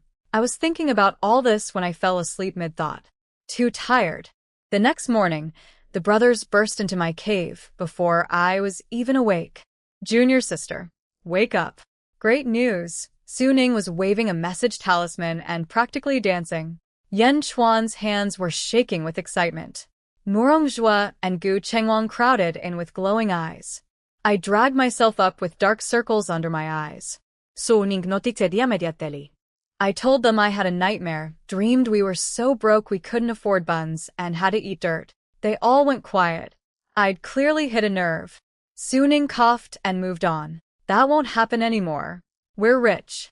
Second brother sent a message. Second brother, Fu Shao, the one who'd been searching for ore for 3 years. Yan Chuan said excitedly that he discovered another dark iron vein near the border with the demon realm and sent back 3,000 gene of ore. Murongjue said the purity was extremely high, worth 30 high-grade spirit stones. Gu Chengwang emphasized, high-grade. I blinked. Wait. Second brother found nether dark iron? Near the demon realm border? And sent 3,000 gene? I just gotten 5 tons from Shadow 7 last night, and now second brother sends, or, from the same place? Shadow 7 told me my real brother controlled the nether dark iron supply.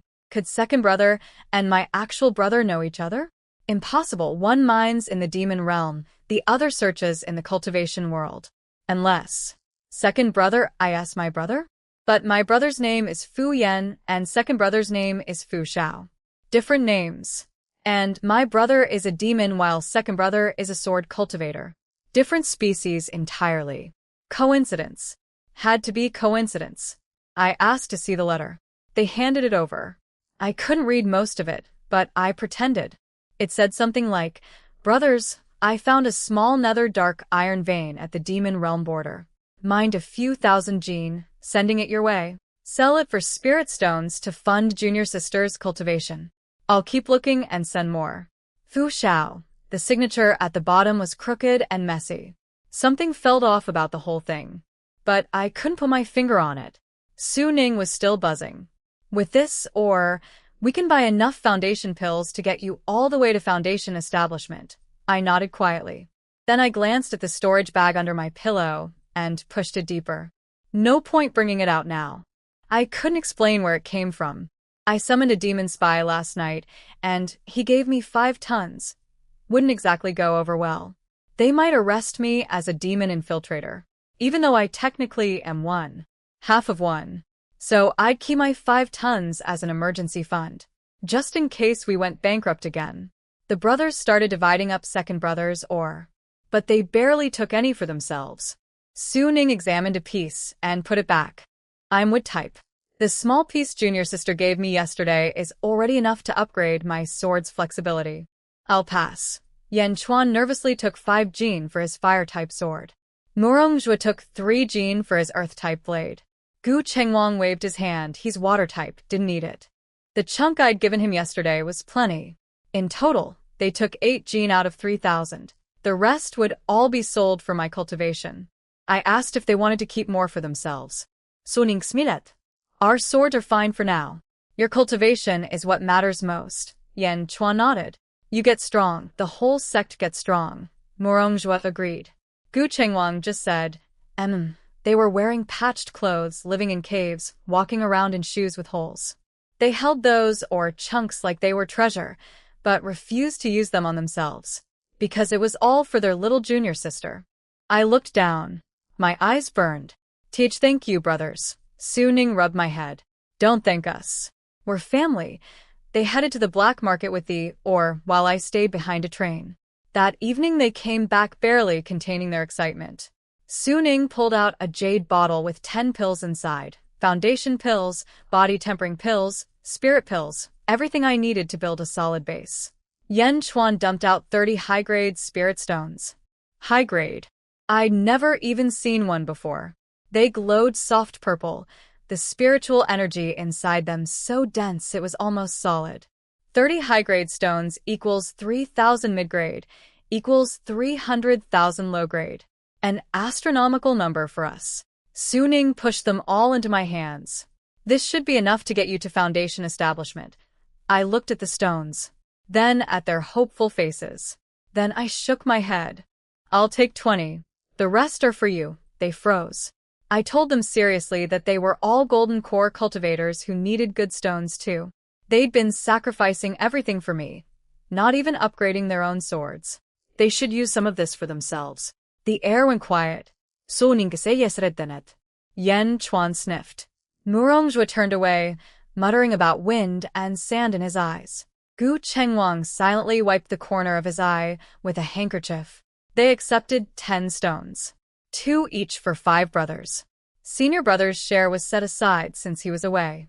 Second brother was out mining, so nothing saved for him. They tucked the stones into their storage bags like they were holding the most precious things in the world. That night, Su Ning set up a spirit-gathering formation with my 20 high-grade stones at the core. I sat down and began cultivating.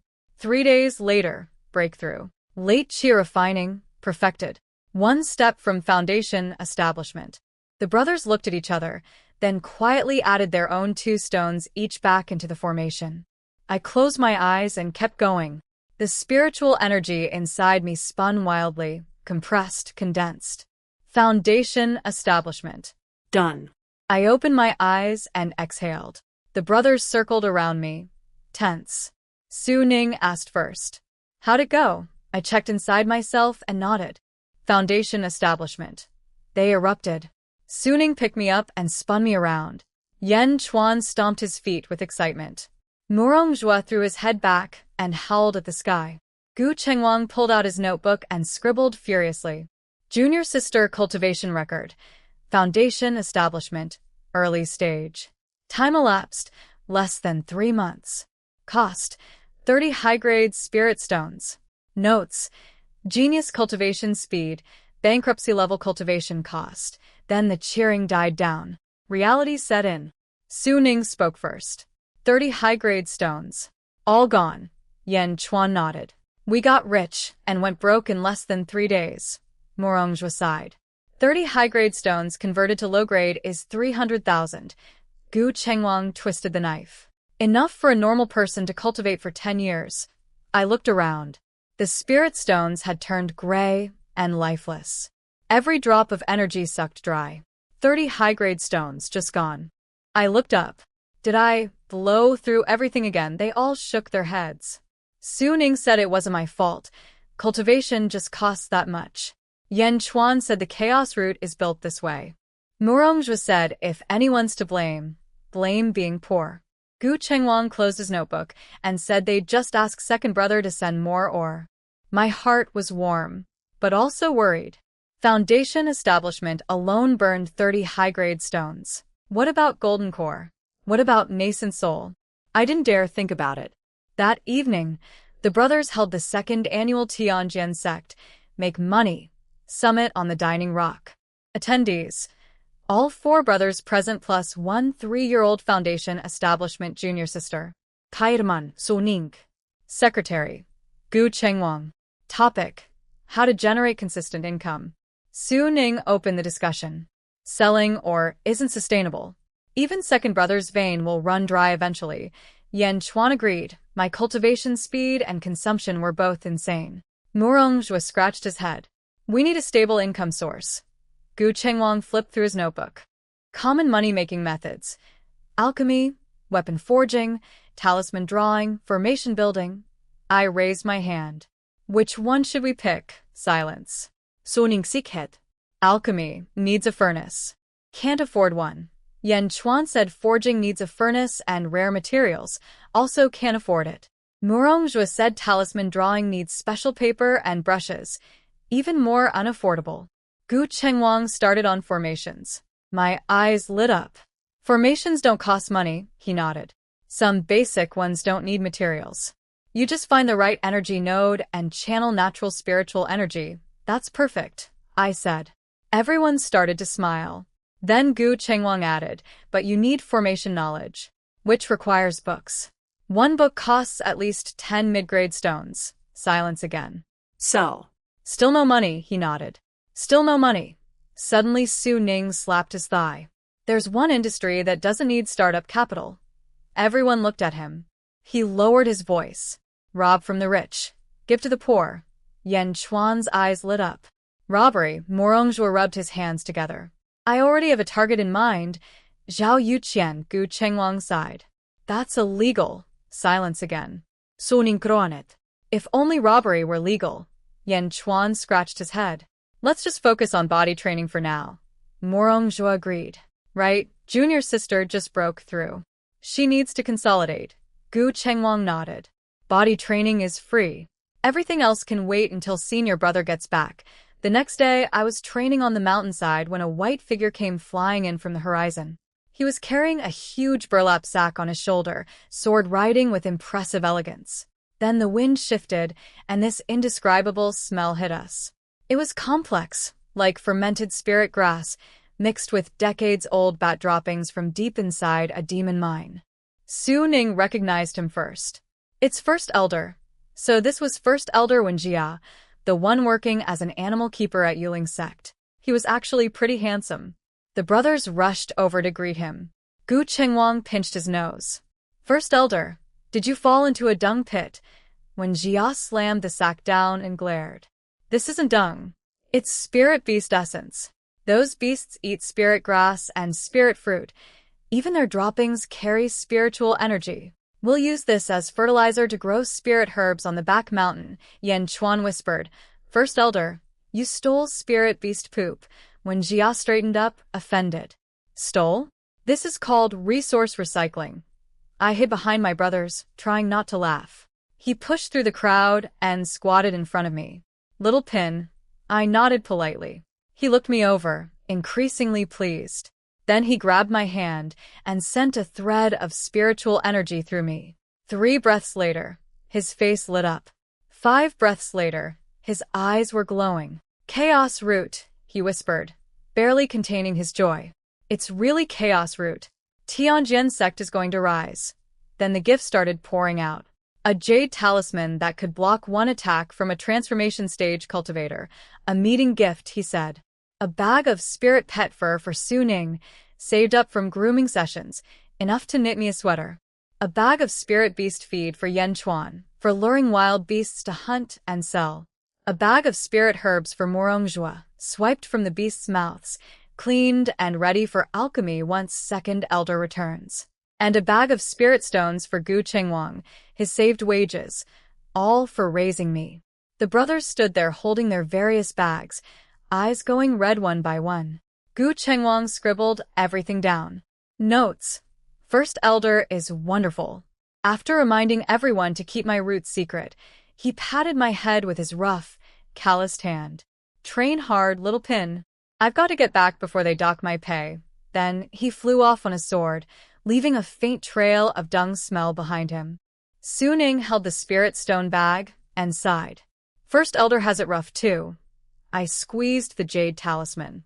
It felt warm, like senior brother's candies.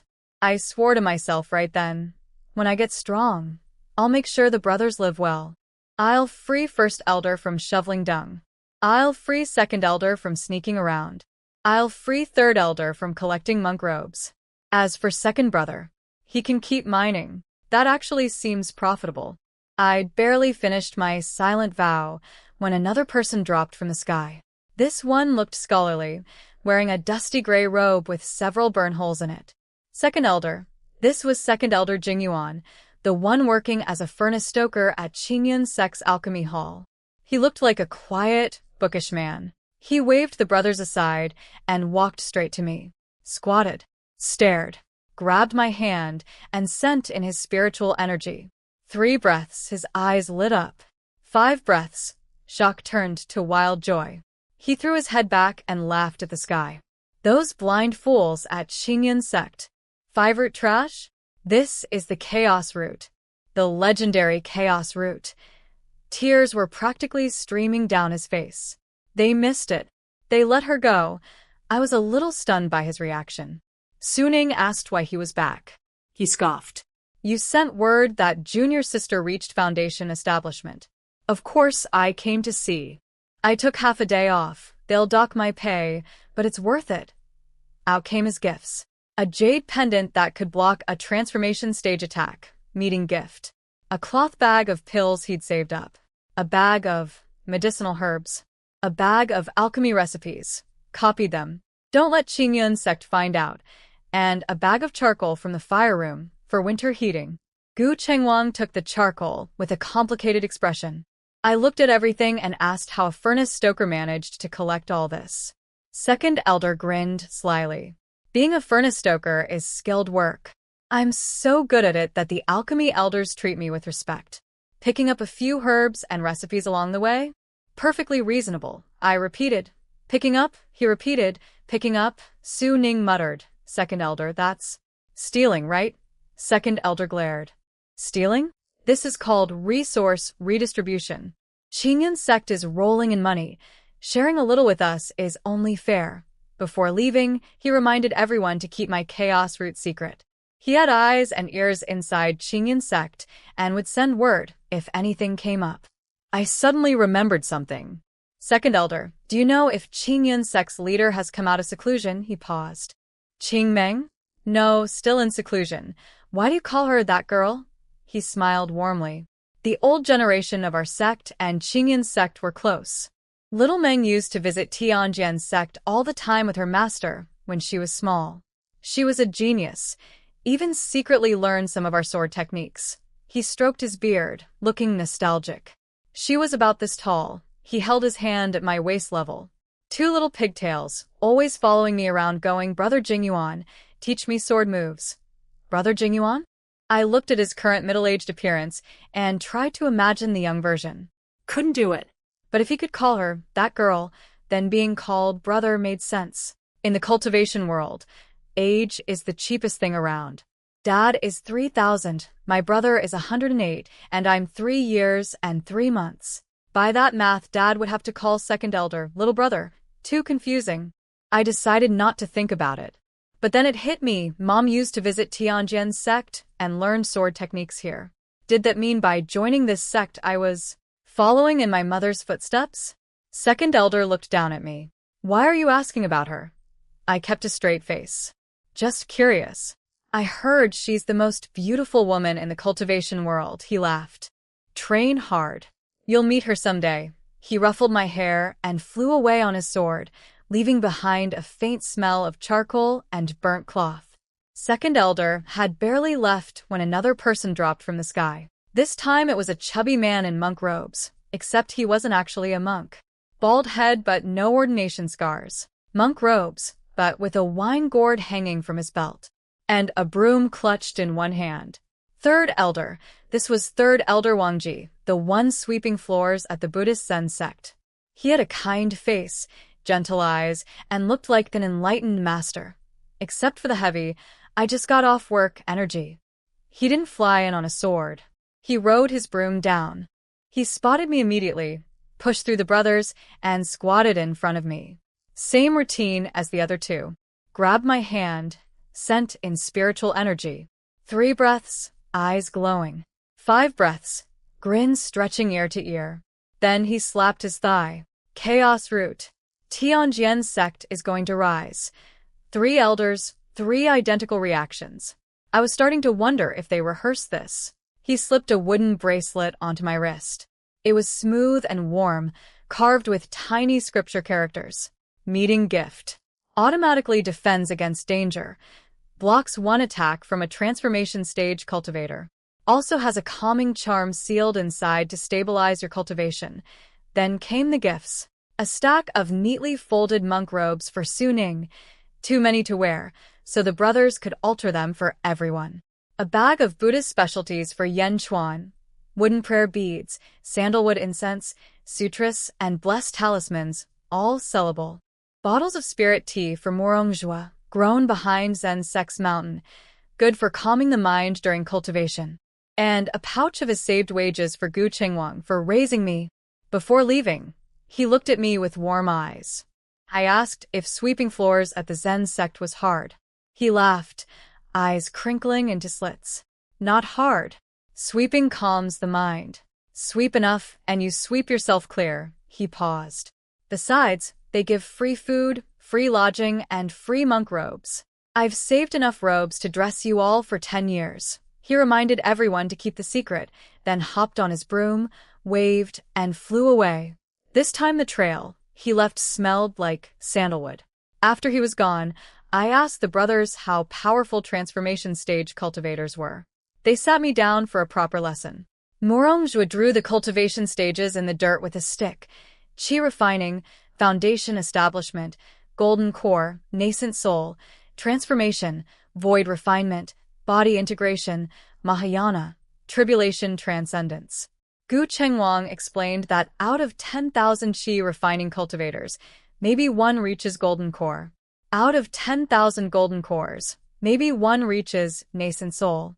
Transformation stage is sect leader level, and all 3 of our elders were at transformation stage. Then he stood up proudly. And our sect leader is body integration stage, the highest cultivation of any leader among the 5 great sects. I did some mental math. Dad is over 3,000 years old, and he's the demon lord. I didn't know what cultivation level that translated to, but it had to be above transformation. If the 3 elders met my dad, they'd have to call him senior. Su Ning explained that the defensive items the elders gave me contain their own cultivation power and life essence. Yen Chuan added that crafting something like that is incredibly draining and expensive. Morongjua said the real cost was at least 100 years of accumulated cultivation power. Each. I looked at the wooden bracelet on my wrist, felt the jade pendant and jade talisman in my robes. They suddenly felt heavier. Not from weight, from the meaning behind them. 3 elders sacrificed a combined 300 years of cultivation progress just to make meeting gifts for a 3-year-old. I gripped the bracelet tight. I'll train hard. I promise. My voice was quiet, but I meant every word. The brothers smiled. Gu Qingwang rubbed my head. We know. Life went back to normal after the elders left. Their money and supplies would last a while, but for someone with my constitution, it was still a drop in the bucket. 30 high-grade stones, gone in 3 days. Enough for a normal cultivator to train 10 years. I burned through it in 72 hours. Su Ning started looking at me like a walking bottomless pit. Yen Chuan looked at me like a breathing spirit-gathering formation. Morongjua looked at me like a gold-eating beast. Gu Qingwang didn't look at me at all anymore. He just stared at his ledger, where the numbers shrank every day and his frown deepened.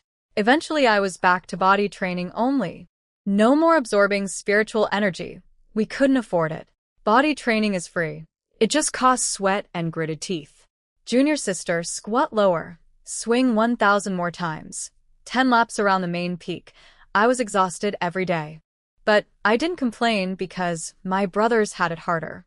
They couldn't take dangerous escort jobs because they needed to look after me. They scrambled for money, but hid their worry behind smiles. Every day they told me it's fine, take your time, things will get better. But I could see the anxiety behind their eyes. Finally, I couldn't take it anymore. What if, I raised my hand during dinner, we go to the Phantom Beast ruins? Every brother froze mid-bite. Su Ning dropped his chopsticks. Yen Chuan spilled his soup. Murong Zhua choked. Gu Chengwang's notebook hand trembled. Su Ning refused immediately.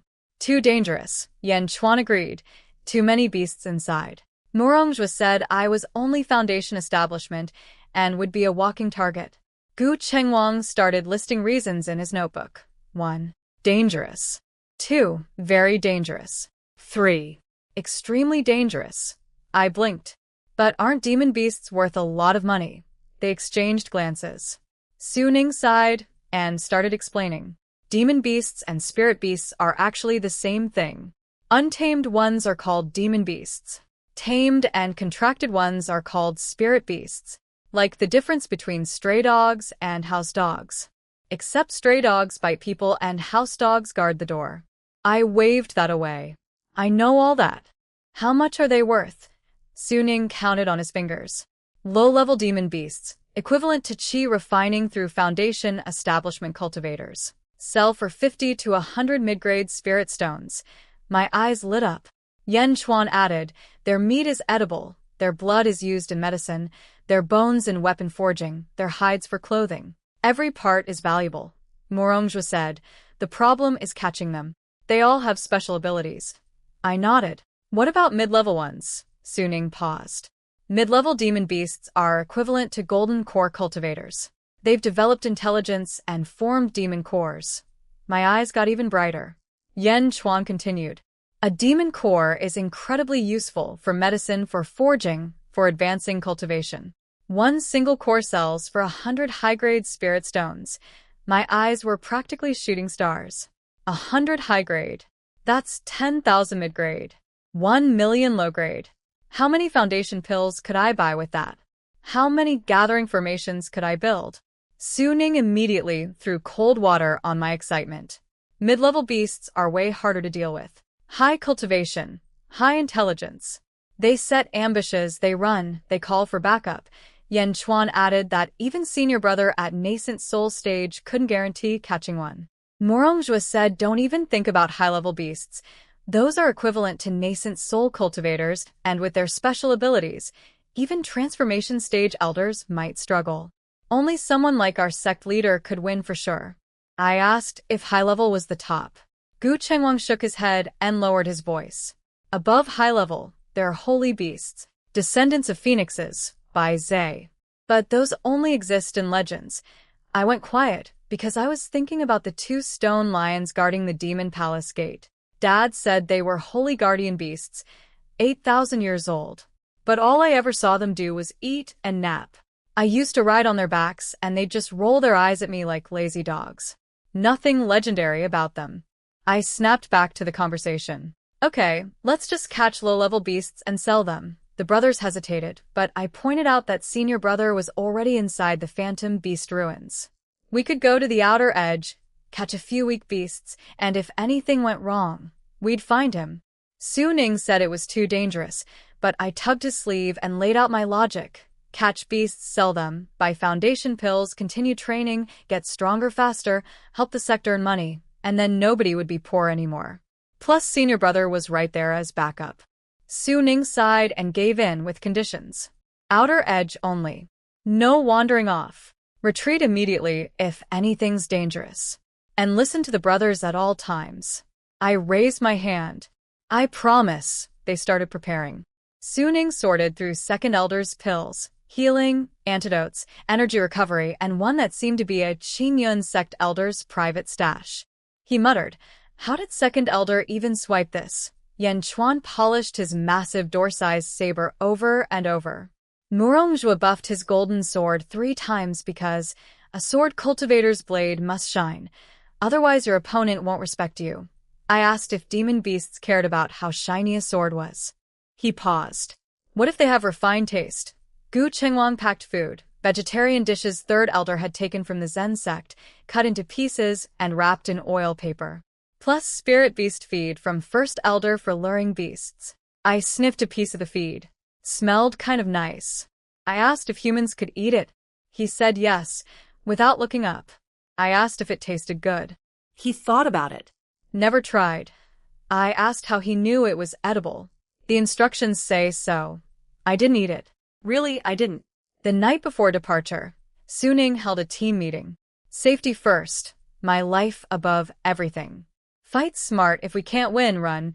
If we can't run, call senior brother. Stick together. Watch each other's backs. Then he looked at me. Junior sister, remember this. If danger comes, we block. You run. Yan Chuan nodded. You run. Murongjua nodded. Just run fast. Gu Chengwang nodded. Your life is the most valuable. I opened my mouth to say something, but my nose started stinging, so I stayed quiet. The morning we left, Gu Chengwang gave me a pill. An ore masking pill. It would hide my real cultivation level and make me look like a beginner at qi refining. He explained that if people saw a 3-year-old at foundation establishment, they'd get suspicious. Su Ning added that if anyone figured out I had a chaos root, our sex door would be smashed down, either by people trying to steal me or kill me. I understood and swallowed it without complaint. I rode on Su Ning's back as the brothers flew on their swords. Below us, a sea of clouds stretched endlessly. The wind was cool, but Su Ning's back was warm. Soon a misty mountain forest appeared ahead. Suning Sloveton. We're here. The Phantom Beast Ruins. One of the biggest demon beast habitats in the cultivation world. Countless beasts, spirit herbs everywhere. A gold mine, and a graveyard for cultivators. We landed. The place was already crowded. Sect disciples in matching uniforms, solo wandering cultivators, merchants buying beast materials, guides offering to lead people through. It was as busy as a market fair. Premium talismans. Essential for survival. Healing pills. Buy 2 get 1 free. Looking for 1 more. Need a body cultivator to tank damage. Updated maps.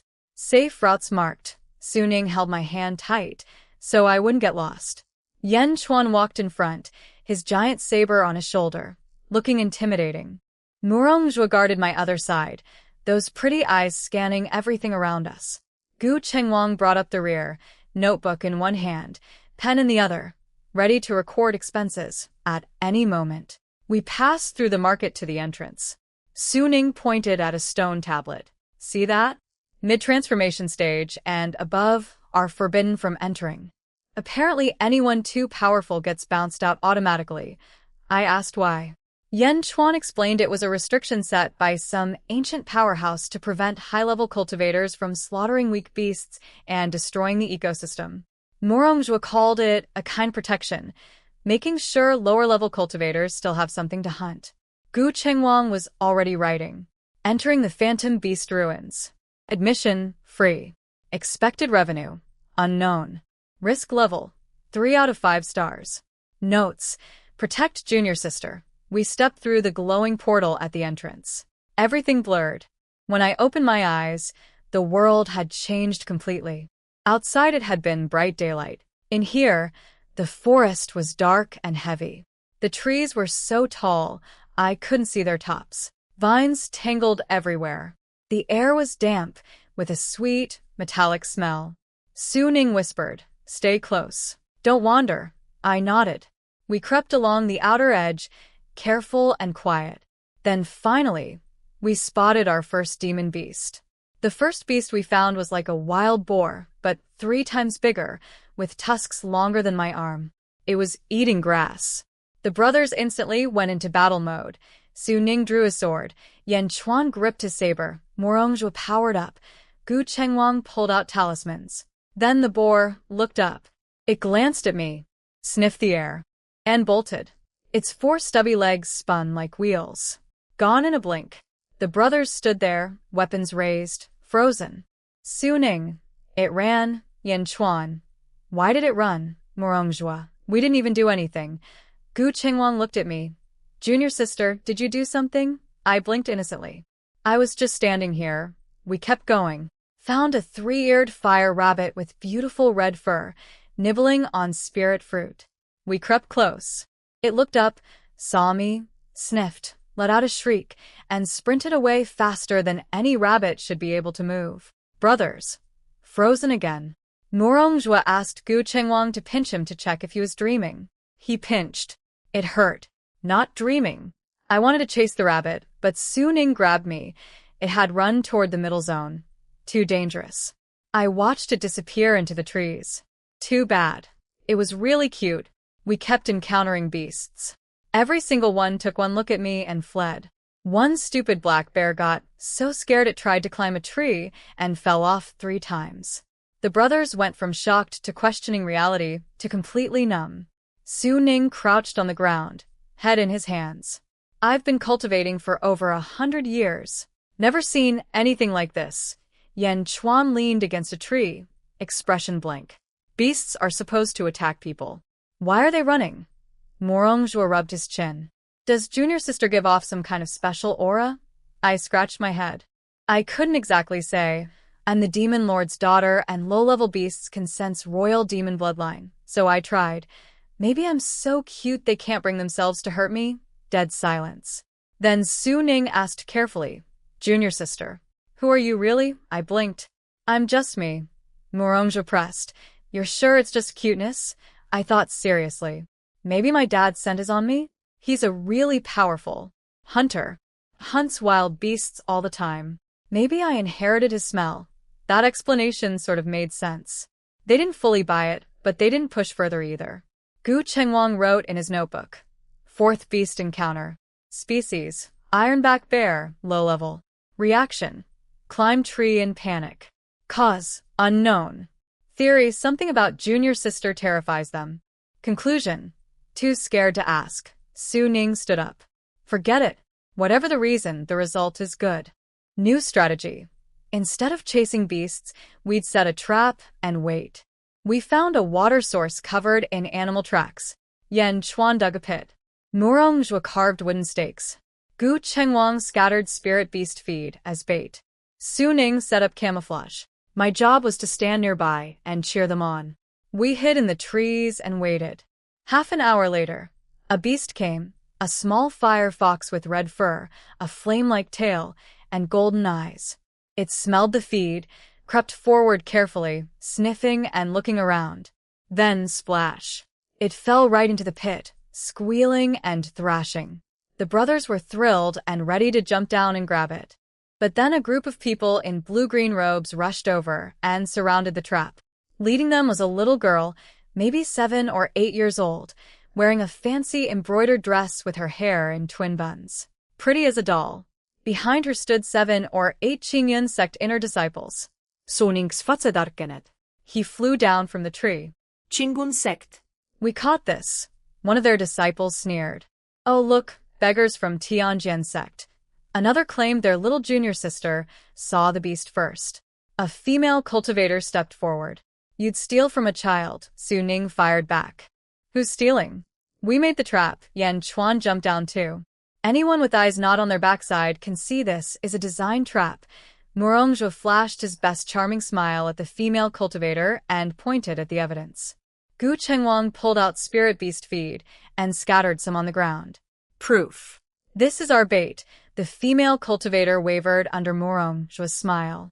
The others lost their nerve too. Our evidence was obvious. But the little girl spoke up. Her voice was sweet and spoiled. Brothers and sisters, Haiding really likes this little beast. Could you please let Haiding have it? She batted her eyes with a, I'm adorable, everyone should spoil me, expression. I poked my head out from behind my brothers. But I also really like this little fox. I don't want to give it away.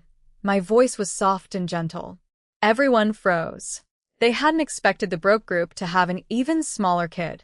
And they definitely didn't expect that kid to refuse their precious junior sister so directly. I blinked. You're not going to take things from a little kid, are you? 3 seconds of silence. The girl named Shengwan Haidang turned red. Her seniors couldn't say anything either. After all, they just used the stealing from a child argument themselves. Now the tables were turned. Haidang pulled a candy from her robe.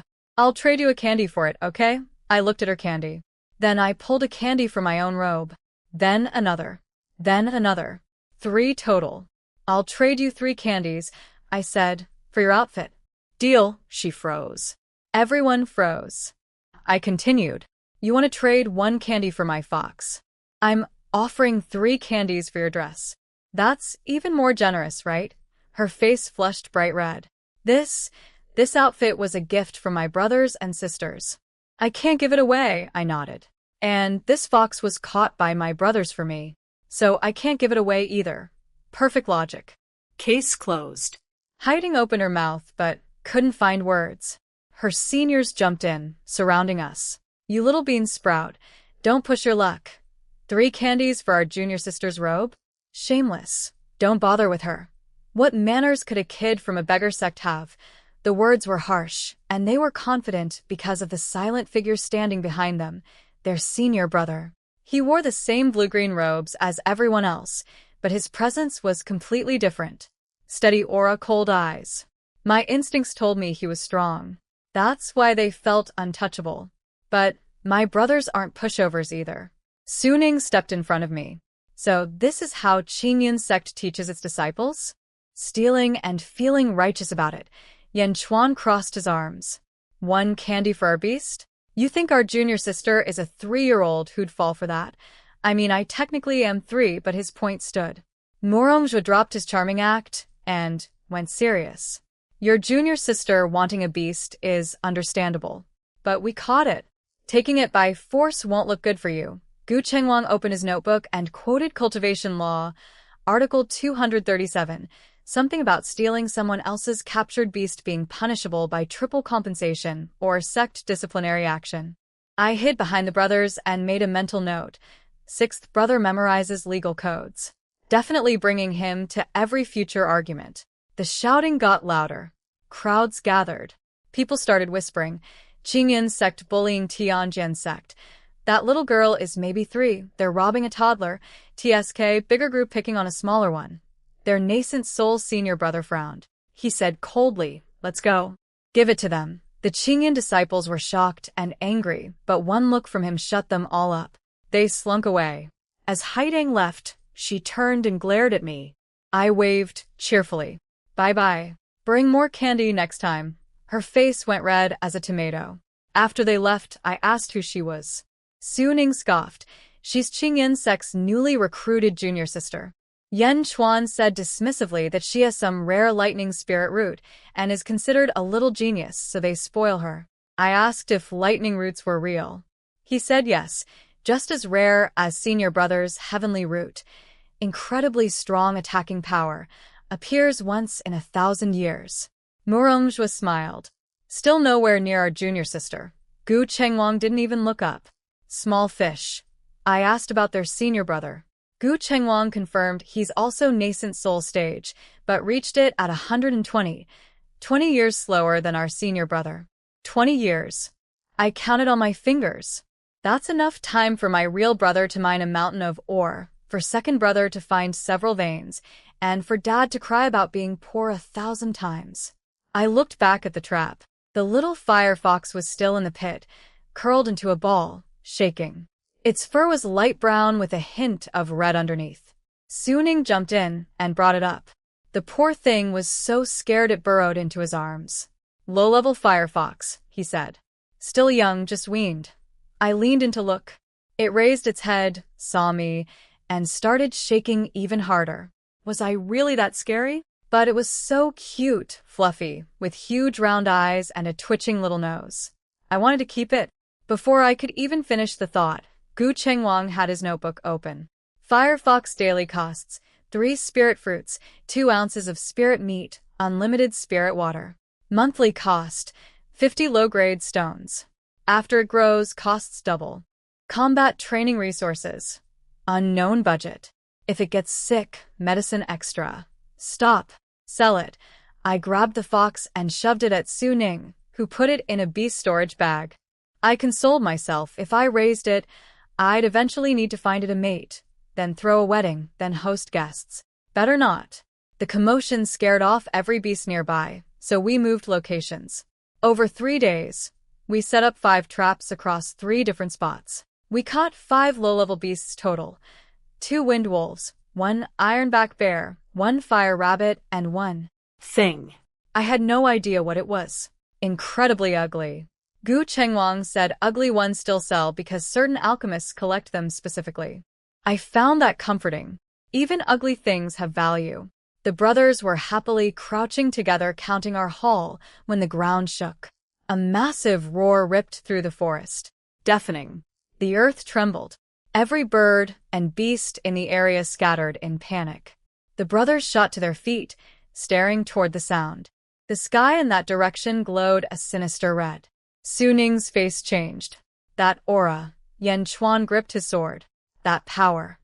Murongjun narrowed his eyes. Mid-level beast. Gu Chengwang swallowed. Mid-level beasts don't usually come to the outer zone. Who dragged it out here? The red light got closer. The ground shook harder. I peeked toward the glow and saw it. A massive serpent covered in flames. No, where's? A winged serpent. Its wings were fire red, spreading open like 2 burning clouds. Its body was thicker than a water barrel, scales glinting dark gold in the firelight. Red eyes. Sparks flying from its mouth. Its entire being radiated, I am furious and there will be consequences. The pressure was terrifying. The low-level beasts that had been running for their lives moments ago were now lying flat on the ground playing dead. But the serpent had a clear target. It was chasing a group of people in blue-green robes running for their lives ahead of it. Wait. Those people. That was the Qingyun sect group. But only 6 of them. Their nascent soul senior brother was missing. Shangguan Haitang was shielded in the middle, her seniors looking battered and burned, robes charred. Then they spotted us. Their eyes lit up.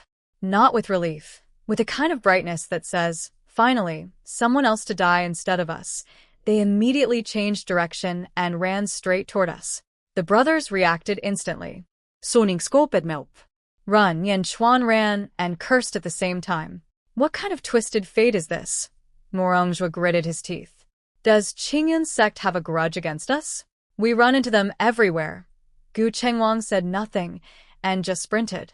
The ruins had a flight restriction. We couldn't fly high. The Qingyun group kept closing the gap behind us.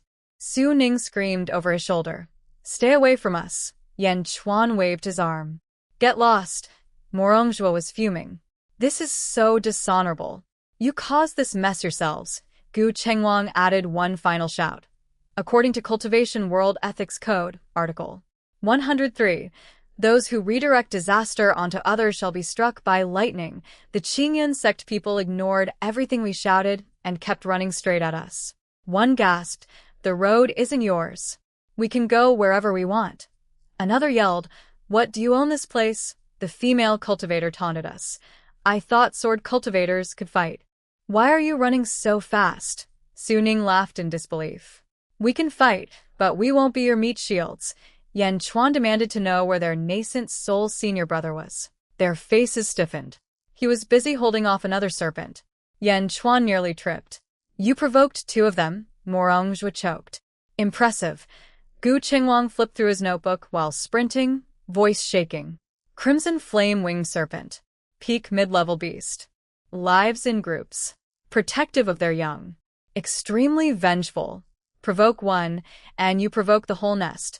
I looked at Shangguan Haidang in the center of their group. A flash of guilt crossed her face. I understood. This little girl caused the whole mess. The lead serpent roared. My ears rang. Then came something worse, rustling from every direction. Serpents poured out of the forest. Big ones, small ones, thicker ones. Red, blue, patterned, more patterned. Slithering on the ground, hanging from trees, crawling through bushes. They surrounded us from all sides. We were forced to stop. The brothers put me in the center. The Qingyun people shielded Haidang. The giant serpent caught up and coiled its body high above us, looking down with burning red eyes and a flickering tongue. Pure fury. It stared at the Qingyan group. Then it stared at me and paused. That wave of killing intent seemed to pull back a little. I blinked at it. It blinked at me. Awkward. I broke the silence. My brothers and I were just passing through. Could you let us go first? A Qingyun disciple scoffed. Don't bother. This beast has lost its mind. Another said. You think you're from Yuling's sect? Snakes don't listen to people. The female cultivator started suggesting we all fight together. She didn't finish her sentence. Because the giant serpent nodded at me. Then it moved aside, opening a narrow path. The Qingyan people's faces went blank. My brothers' faces went blank. The Qingyan disciples looked like they'd swallowed 3 pounds of bitter herbs. The female cultivator's mouth was still hanging open. I grabbed my brothers and started to leave. Then a sharp voice rang out behind me. Stop, Haidang. She was glaring at me, face bright red. You can't just leave, I blinked. Why not? She couldn't answer. But her eyes were panicked and furious at the same time. Her seniors were staring at me too, shocked, confused, and with a hint of hope. I got it. You want me to save you? Their senior brother was gone. They had several golden core cultivators, but they also had to protect a chi refining level junior sister. If we walked away, they'd be in serious trouble. The female cultivator forced a smile. Little sister, could you maybe talk to it for us? I tilted my head and looked at her. Her smile got more strained. I held up one finger. 100 high-grade spirit stones per person. Then I'll try chatting with it. They were stunned. What? That's extortion, I nodded. Yes. Extortion. I counted on my fingers. You tried to use us as bait just now. I'm only charging a small emotional distress fee, a running around fee, a negotiation fee, and a special appearance fee. Very reasonable. Their faces turned green. The female cultivator tried to bargain. So many people, 100 each. That adds up. I pulled my hand back. Oh well. Forget it then. Brothers, let's go. I turned to leave. Wait. She gritted her teeth, huddled with the others, and after whispering they tossed over a storage bag. Gu Chengwang caught it with trembling hands. He opened it, and his whole body shook harder. His voice came out floating and unsteady. We're rich. 600 high-grade spirit stones. He hugged the bag to his chest like it was a sacred sword manual. I patted his hand. Sixth brother, stay calm. Then I walked toward the giant serpent. The brothers tried to stop me. I waved them off. It's fine. But they followed close behind, ready to fight at any second. I stopped in front of the massive head. Up close, it was even bigger. Its skull was larger than my whole body. Scales like red-hot iron plates. Eyes like 2 lanterns. It looked down at me. I looked up at it. My neck hurt. Can you come down a bit? I asked. It lowered its enormous head to my eye level. I nodded, satisfied. Why are you so angry? It clearly understood speech. It hissed a long string of sounds, flicking its tongue, while pointing its tail at the Qingyan people. Fire practically shot from its eyes. I turned and shouted at them. Give back what you took. They exchanged looks. Hesitated. I added, if you don't, I'm leaving. The female cultivator looked at Haidang. Haidang bit her lip and didn't move. Her seniors panicked. Junior sister, give it back. Our lives matter more. Haidang glared at me, then reluctantly pulled 3 fire-red spirit fruits from her storage bag. The moment they appeared, the temperature rose several degrees. Soning Gaspet. Yan Chuan's eyes went wide. Crimson fruits, Morong Zhua, understood immediately. No wonder it chased them. Gu Chengwang's notebook hand was still shaking. Crimson fruit. Fire element treasure. 500 years to bloom. 500 years to bear fruit. That serpent guarded them for 500 years. The Qingyan people looked ashamed. Haidang set the fruits on the ground. The serpent curled its tail around them and placed them beside its body. But it didn't leave. It hissed again. I looked at the Qingyan group. There's more. They shook their heads frantically. We only picked the fruits. I looked at Haidang. Her eyes darted to the side. I certes her. You stole an egg too, didn't you? Her face changed. Her seniors froze. Junior sister, you took an egg. Give it back now. Stealing fruit is one thing. Stealing an egg is another. That's like kidnapping someone's child. Hiding bit her lip for a long time before pulling out a watermelon-sized egg from her storage bag. Fire red with dark gold patterns covering its surface. The serpent's eyes turned instantly crimson. It curled its tail around the egg with infinite gentleness, pressing it against its body. Its eyes looked almost teary. I sighed and patted the tip of its tail, the only part one could reach. The fruit's back. The egg's back. You've scared them plenty. How about you give me some face and call it even? The serpent looked at me, looked at its egg, then nodded. The snake army parted, opening a path. The Qingyan people bolted like pardoned prisoners, not looking back once, running at full speed. Haidang ran a few steps, then turned to glare at me one last time. I waved. Remember to bring more spirit stones next time. Her face went even redder. She ran even faster. After the Qingyan people left, Su Ning wanted to leave too, worried the serpents might change their minds. But I didn't move. I was staring at the 3 crimson fruits still sitting on the ground in front of the giant serpent. It stared at me. I stared at it. We blinked at each other. Then it used the tip of its tail to push one fruit toward me. Just one. Then it scooped up its egg and the other 2 fruits and vanished into the forest at top speed, like it was terrified I'd ask for more. I picked up the fruit and looked at my brothers. They were all frozen solid. Gu Chengwang whispered, "It gave you one." Yan Chuan's voice was floating somewhere above his body. "A fruit that takes 500 years to grow. And it just gave you one." Morongjua held his forehead. I'm dizzy. Geu Chengguang nodded. Me too. I held up the fruit. 6th brother. How do you eat this? He struggled to find his voice. Just eat it directly. It raises your cultivation by at least 1 minor level. Works best for fire-type cultivators. I nodded. Then I turned around and shoved the fruit into Yan Chuan's mouth. He tried to spit it out. I clamped my hand over his mouth.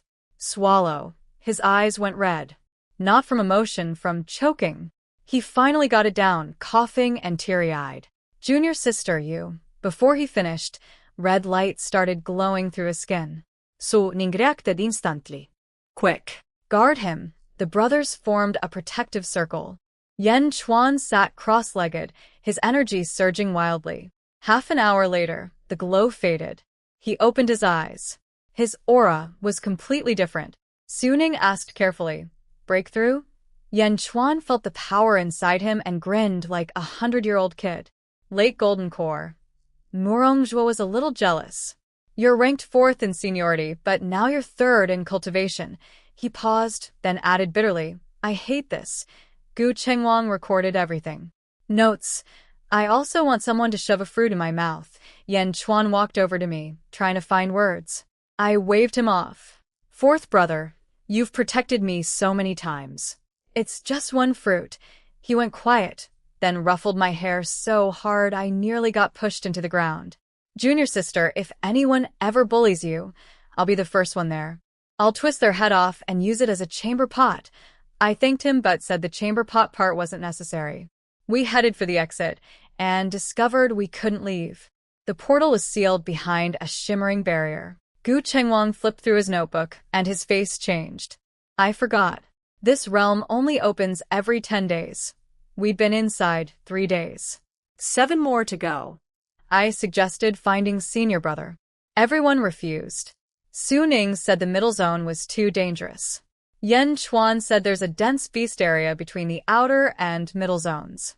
Morongjua pointed out the mid-level serpent was a fluke. Gu Chengwang said showing up would interfere with senior brother's escort mission. I nodded. Oh, then I started walking deeper into the outer zone. Junior sister, where are you going? I looked back. To find senior brother. But you just nodded. I nodded because I heard you. Not because I agreed. They had no comeback. In the end they followed me, because leaving me alone would be even more dangerous. We moved carefully through the outer zone toward the middle. Low-level beasts saw me and ran. Mid-level beasts saw me, hesitated, then also ran. Groups of mid-level beasts saw me, disgusted among themselves, and collectively took a detour. The brothers went from tense to numb. Suning asked again if my dad was really just a hunter. I kept a straight face. Yes. A very powerful hunter, Yan Chuan muttered under his breath. This hunter must have hunted holy beasts. I didn't respond because he was right. At one point, Gu Chengwang nudged me aside. Junior sister, could you stand further back? There's something valuable looking over there that might run away because of you. I looked at him. Sixth brother, you've changed. He didn't blink. I'm just thinking about sect finances. We passed into the middle zone without trouble. The trees were taller, the light dimmer, the spiritual energy thicker. After an hour of walking, we heard voices. Su Ning signaled us to approach quietly. Through the bushes, we found a clearing. A group of young cultivators in expensive robes were resting alongside their spirit beasts, wolves, leopards, hawks, foxes. And one. I rubbed my eyes. A pig? A round, pink pig, snoring at a girl's feet while she hand-fed it spirit fruits. One after another. Expensive spirit fruits. I stared at that pig and had a deep moment of reflection. A pig living better than me. The world truly isn't fair. On the edge of the group sat a familiar white figure, cross-legged and meditating. Senior brother, Shen Qingchen. His aura felt even steadier than when he left. Senior brother. I broke free from Su Ning and ran. Shen Qingchen opened his eyes. For once, actual shock crossed his face. Then he opened his arms and caught me as I crashed into him. What are you doing here? We came to find you. He looked past me at the brothers trailing behind. Su Ning gave an awkward laugh. Long time no see, senior brother. Yan Chuan scratched his head. We're, doing some side work. Morongzhou blinked. And checking on you. Gu Chengwang smiled. Surprise. Shen Qingchen was silent for 2 seconds. Then he asked, did you run into any beasts? Su Ning hesitated. Well, yes. Yan Chuan added. Low-level and mid-level both. Morongzhou said, it's a long story. Gu Chengwang handed over his notebook. It's all in here. Read it when you have time. Shen Qingchen was quiet for 3 seconds. Then he sighed. We'll talk when we're back. The Yuling sect people came over to introduce themselves. The leader was a tall, handsome young man with a hearty smile. The girl was the pig feeder, gentle and pretty. He said his name was Li Bufan, Yuling sect's second disciple, early golden core. She was Qing Lulu, third disciple, peak foundation establishment. They looked about 20, but I used my 3-year-old brain to deduce they were at least 100. Nobody reaches golden core at 20, unless you're a cheat code like me. I greeted them politely. Hello, big brother. Hello, big sister. Qing Lulu clutched her chest. Oh my goodness, she called me sister. So cute. The pink pig beside her snorted and rolled over. She immediately crouched down to pet it. Don't worry, you're still the cutest. Humans rank below pigs. I now understood this phrase on a deeply personal level. I asked if the pig was really a spirit beast. She smiled proudly. This is my contracted beast, a 7-color glazed pig. 7-color? Glazed? It was just pink. I asked what it does. She stroked its head lovingly. Glazed pigs are rare treasure-seeking beasts. They can sense precious natural materials. Combat ability is average, but they're adorable. The pig snored, rolled over, and drooled on the ground. Adorable. Right. I suppose beauty really is in the eye of the beholder. Li Bufan explained that their senior brother was in seclusion trying to break through to nascent soul, which is why they hired Shen Qingchen as a guard. Beast tamers rely on their beasts for fighting power, so having a sword cultivator for backup makes sense. He looked at us with increasingly bright eyes and suggested we team up. They were tracking a thunderwing tiger and could use our help. He promised payment. I raised my hand. Does that include food? He blinked then laughed. Yes. All the spirit fruit and spirit meat you can eat. I looked at my brothers. They looked at me. I blinked meaningfully. The message was clear. I want spirit fruit and spirit meat. Su Ning sighed and bowed. Then we'll happily join you. Traveling with the Yuling sect people was like walking into a different world. Their spirit beasts ate spirit fruits, not cheap ones either, 10 low-grade stones per piece. They popped pills like candy. Tired, pop one. Thirsty, pop one. Bored, pop one. They carried multiple sets of robes and changed outfits throughout the day. Morning set, afternoon set, evening backup set. But the most infuriating thing was that pink pig. When it got tired, Ching Lulu carried it. When it was hungry, she hand-fed it fruit. When it was sleepy, she laid out a soft cushion and cooed it to sleep. I looked at the pig. Then I looked at myself. Humans rank below pigs. I experienced this truth a second, third, and fourth time. After 2 days of tracking, we finally found it. In a valley stood a massive tiger with silver-white fur and enormous wings folded against its sides. Pale golden eyes stared down at us with the kind of arrogance that said we were all insects. The thunder-winged tiger. Peak mid-level beast. Wings that ride lightning. Speed like a bolt from the sky. The Yuling sect people charged in immediately, surrounding it with their beasts. The cultivators chanted spells while their beasts rushed forward to wear the tiger down. But it was far too strong. One wing sweep sent every beast flying like leaves in wind. Li Bufan threw talismans. The tiger spat a bolt of lightning and burned them to ash. Someone tossed a rope artifact. The tiger batted it away like a cat toy, then snapped it with one claw. Ching Lulu panicked and shoved the pink pig forward. Pinky, go.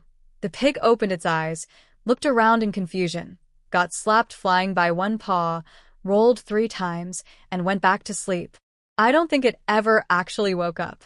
Shin Qingqin's job was to rescue people whenever the tiger attacked, deflect a blow, drag someone out, retreat. He couldn't hurt the tiger because they wanted to tame it, but he had to keep everyone alive. Dangerous and frustrating at the same time. My brothers and I watched from behind a tree.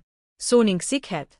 The beast tamer strategy is just exhausting it. Yan Chuan nodded. Wear it out, then use contract talismans. Morongjua frowned. But it clearly has plenty of energy left. Gu Chengwang checked his notebook. Thunder-winged tiger. Peak mid-level. Extremely high stamina. At this rate, 3 days won't be enough. I stared. 3 days? What about meals? Gu Chengwang paused. That's actually a great question. Third, fourth, and fifth brother eventually jumped in to help wear the tiger down, not that it made much difference since they couldn't actually hurt it either. Gu Chengwang stayed with me behind a boulder.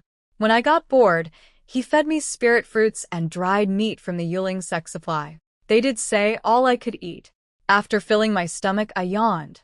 Then I ran out into the open. Gu Chengwang couldn't stop me. Junior sister. But I was already gone. The thunder-winged tiger was about to sweat another batch of beasts when it noticed a tiny figure walking toward it. It froze. Everyone froze, humans and beasts alike. Shun Qingqin's face changed, and he moved to intercept. Su Ning grabbed his arm. Senior brother, wait. Let her go. Shin Qingqin frowned. Yan Chuan patted his shoulder. You'll get used to it. Morongjua nodded. She has her own way. I walked right into the middle of the battlefield. I looked up at the tiger. It looked down at me. I waved. Hey tiger bro, come down for a chat. It hesitated. Then it landed in front of me. The entire scene went silent. The Yuling sect people's mouths fell open wide enough to fit fists. Senior brother was stunned. My other brothers had already seen this before. I sat on a rock. The tiger lay down in front of me. I asked, you don't think much of these guys, do you? Its tail flicked. I nodded. Yeah, I don't think they're worthy of you either. One only knows how to feed a pig, another just throws talismans, and the rest can't even chase properly. Its mouth seemed to twitch. I petted its head. Tiger bro, how long have you been in this place? No answer. But I figured it had been a very long time. And how's life going in the middle zone? Its eyes dimmed slightly. I understood. I started my pitch. Those Yuling sect people are weak, yeah. But they're rich. Spirit fruit whenever you want. Beast feed all day. People to take care of you. Follow them and you won't need to hunt, fight for territory, or worry about cultivators ganging up on you. They're young. Give them time to grow. Its ears twitched. I pressed on, pointing at Li Bufan. See that guy? He's a bit dumb, but he's been chasing you for days. That means he genuinely likes you. You won't lose out following him. The tiger looked at Li Bufan. Li Bufan forced his most sincere smile. The tiger looked back at me. I delivered the final blow. Also, this is the middle zone. High-level beasts from the inner zone could come take your territory anytime. Your peak mid-level. How many high levels can you handle? The tiger went quiet. A full 15 minutes of silence. Then it turned toward the Yuling sect people, raised its paw, pointed at Li Bufan. Li Bufan's jaw dropped. I grinned and shouted at him. Congratulations. Tiger Bro picked you. He ran over, nearly dropping to his knees in front of me. With trembling hands, he pulled out a contract talisman. The tiger didn't resist. Contract complete. The whole group erupted in cheers. The Yuling sect people hugged each other, crying and laughing. My brothers stood to the side with complicated expressions. Suning Svalovet. If we had a mid-level beast, Yan Chuan continued, our combat power would jump a whole level. Murongzhua's eyes sparkled. And it'd look so cool. Gu Chengwang silently opened his notebook and calculated. Monthly beast food, at least 500 mid-grade stones. Spirit fruit snacks, 100 mid-grade. Medical care, 10 high-grade on reserve. Beast equipment, 100 high-grade. Advancement pills, 200 high-grade. Total, approximately unaffordable. He closed the notebook and looked at the others. They all shook their heads in unison. Su Ning, forget it. Yan Chuan, don't dare. Murongzhua, don't want it. Perfectly aligned thinking. Gu Chengwang nodded and put the notebook away. After the excitement died down, the Yuling sect people surrounded me, staring like I was some kind of divine being. Li Bufan buwadaepli. Little sister, I owe you big. Anything you need, just say the word. I waved him off, but he still pulled out a spirit herb and pressed it into my hands. This is a 9-leaf green mushroom I've treasured for years. It's yours. I looked down. 9 leaves, glowing faint blue-green, spiritual energy so dense it nearly dripped. Behind me, I heard the brothers gasp. Gu Chengwang's voice floated somewhere above his body. 9-leaf green mushroom. 3,000 years old. Water element treasure. I took it, turned around, and handed it to Su Ning. Third brother, this is for you. He blinked. For me. Your eyes lit up brighter for this than for spirit stones. It should help your water spirit root. He held the ancient mushroom with shaking hands. Junior sister, this is too valuable. Valuable? Just take it.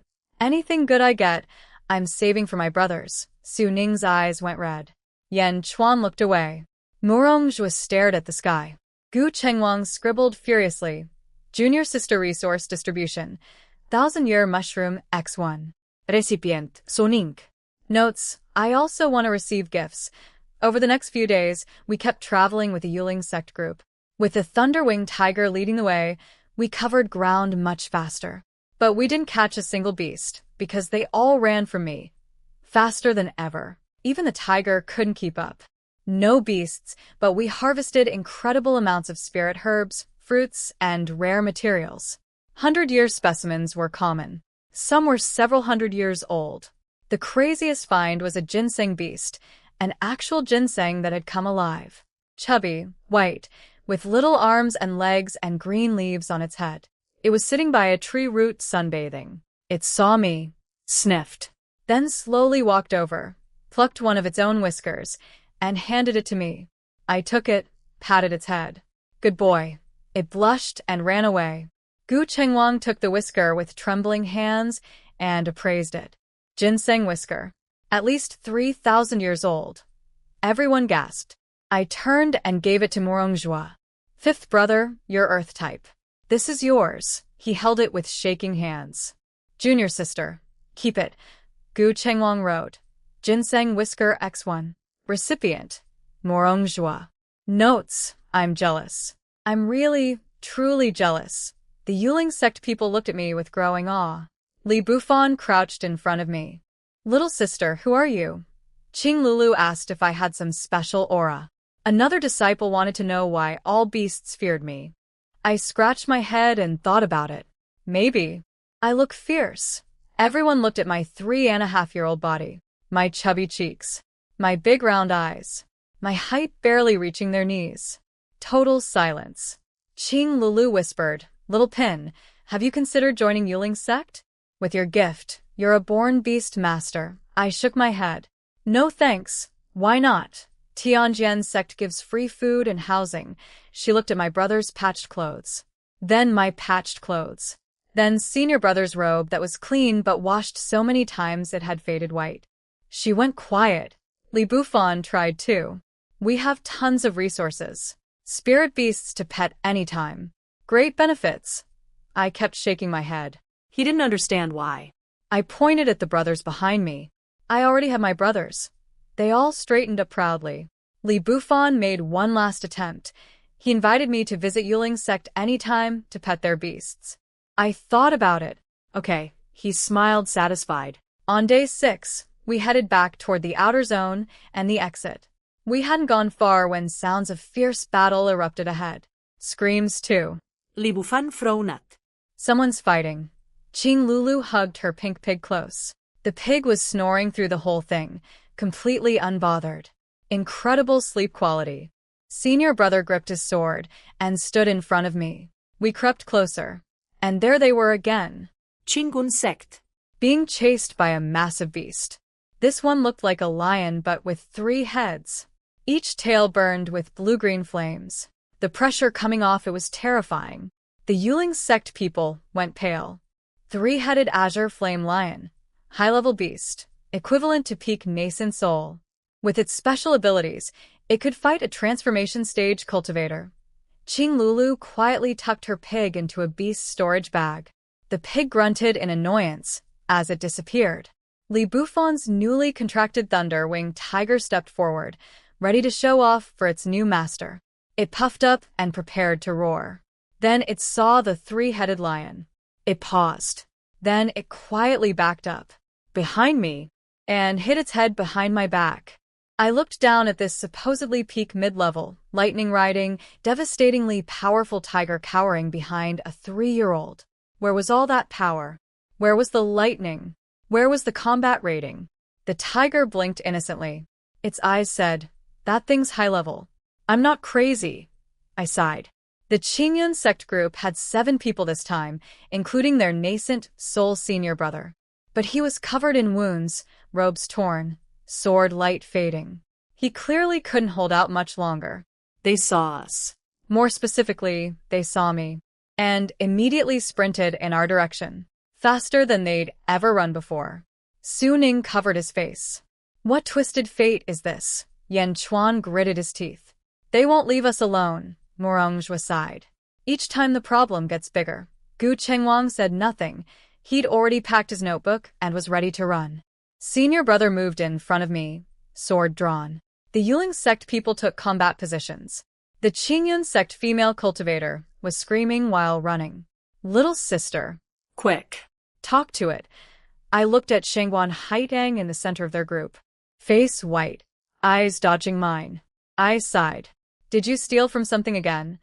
The Qingyun sect people looked embarrassed. The female cultivator mumbled that their junior sister had tried to form a contract with it. The Yuling sect people nearly lost their minds. "What? Contract a high-level beast? Are you insane?" Li Bufan's voice cracked. "Even our Yuling sect elders wouldn't dare mess with a high-level beast. A little chi refining kid tried to tame one." Qing Lulu added, "Did you cultivate your brains away?" Another Yuling disciple piled on. "Were you tired of living and wanted to see what being swallowed whole feels like?"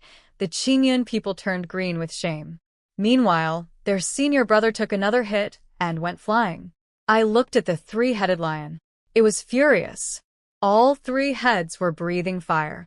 6 eyes blazing with murderous light. Honestly, if a bunch of ants chased you around saying they wanted to tame you, you'd be furious too. But when it noticed me, all 3 heads froze. 6 eyes locked onto me. It sniffed. And its rage shifted to confusion. The Qingyun people saw this, and their eyes lit up instantly. The female cultivator ran over. "Little sister, name your price." I held up one finger. 1,000. High grade. Done. They agreed in a heartbeat this time. Gu Chengwang took the storage bag and checked it with his spiritual sense. Then his entire body started shaking. Not just his hands, everything. Like he'd been struck by lightning. Like he'd witnessed 100 senior brothers breaking through simultaneously. I was a little worried. Sixth brother, are you okay? His voice trembled.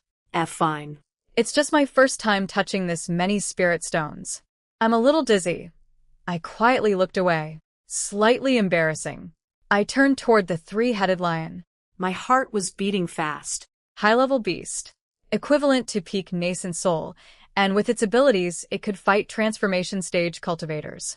I'm the Demon Lord's daughter. Sure. But would this thing actually fear me? I didn't know. I took a deep breath and walked forward. Shun Qingchun tried to grab me. The other brothers held him back. Senior brother, let her go. It's fine. She has her own way. I stood in front of the beast and looked up. All three heads lowered to stare at me. The scene was absurd and funny at the same time. So, Lion bro. Six eyes blinked. You're pretty mad, right? No response. They were completely out of line. You're a high-level beast, and a bunch of kids chased you around trying to contract you. Anyone would be furious. Its tail swished. But you already beat them up pretty good. Their senior brother got swatted several times. He'll probably be in bed for half a month. The three heads glanced at each other. How about this? Give me some face. Let them go, and I'll make sure they never bother you again. It stared at me. Silence. Then the middle head spoke. Deep voice like thunder. You carry the scent of a holy beast. I froze. Holy beast? The stone lions at the Demon Palace gate?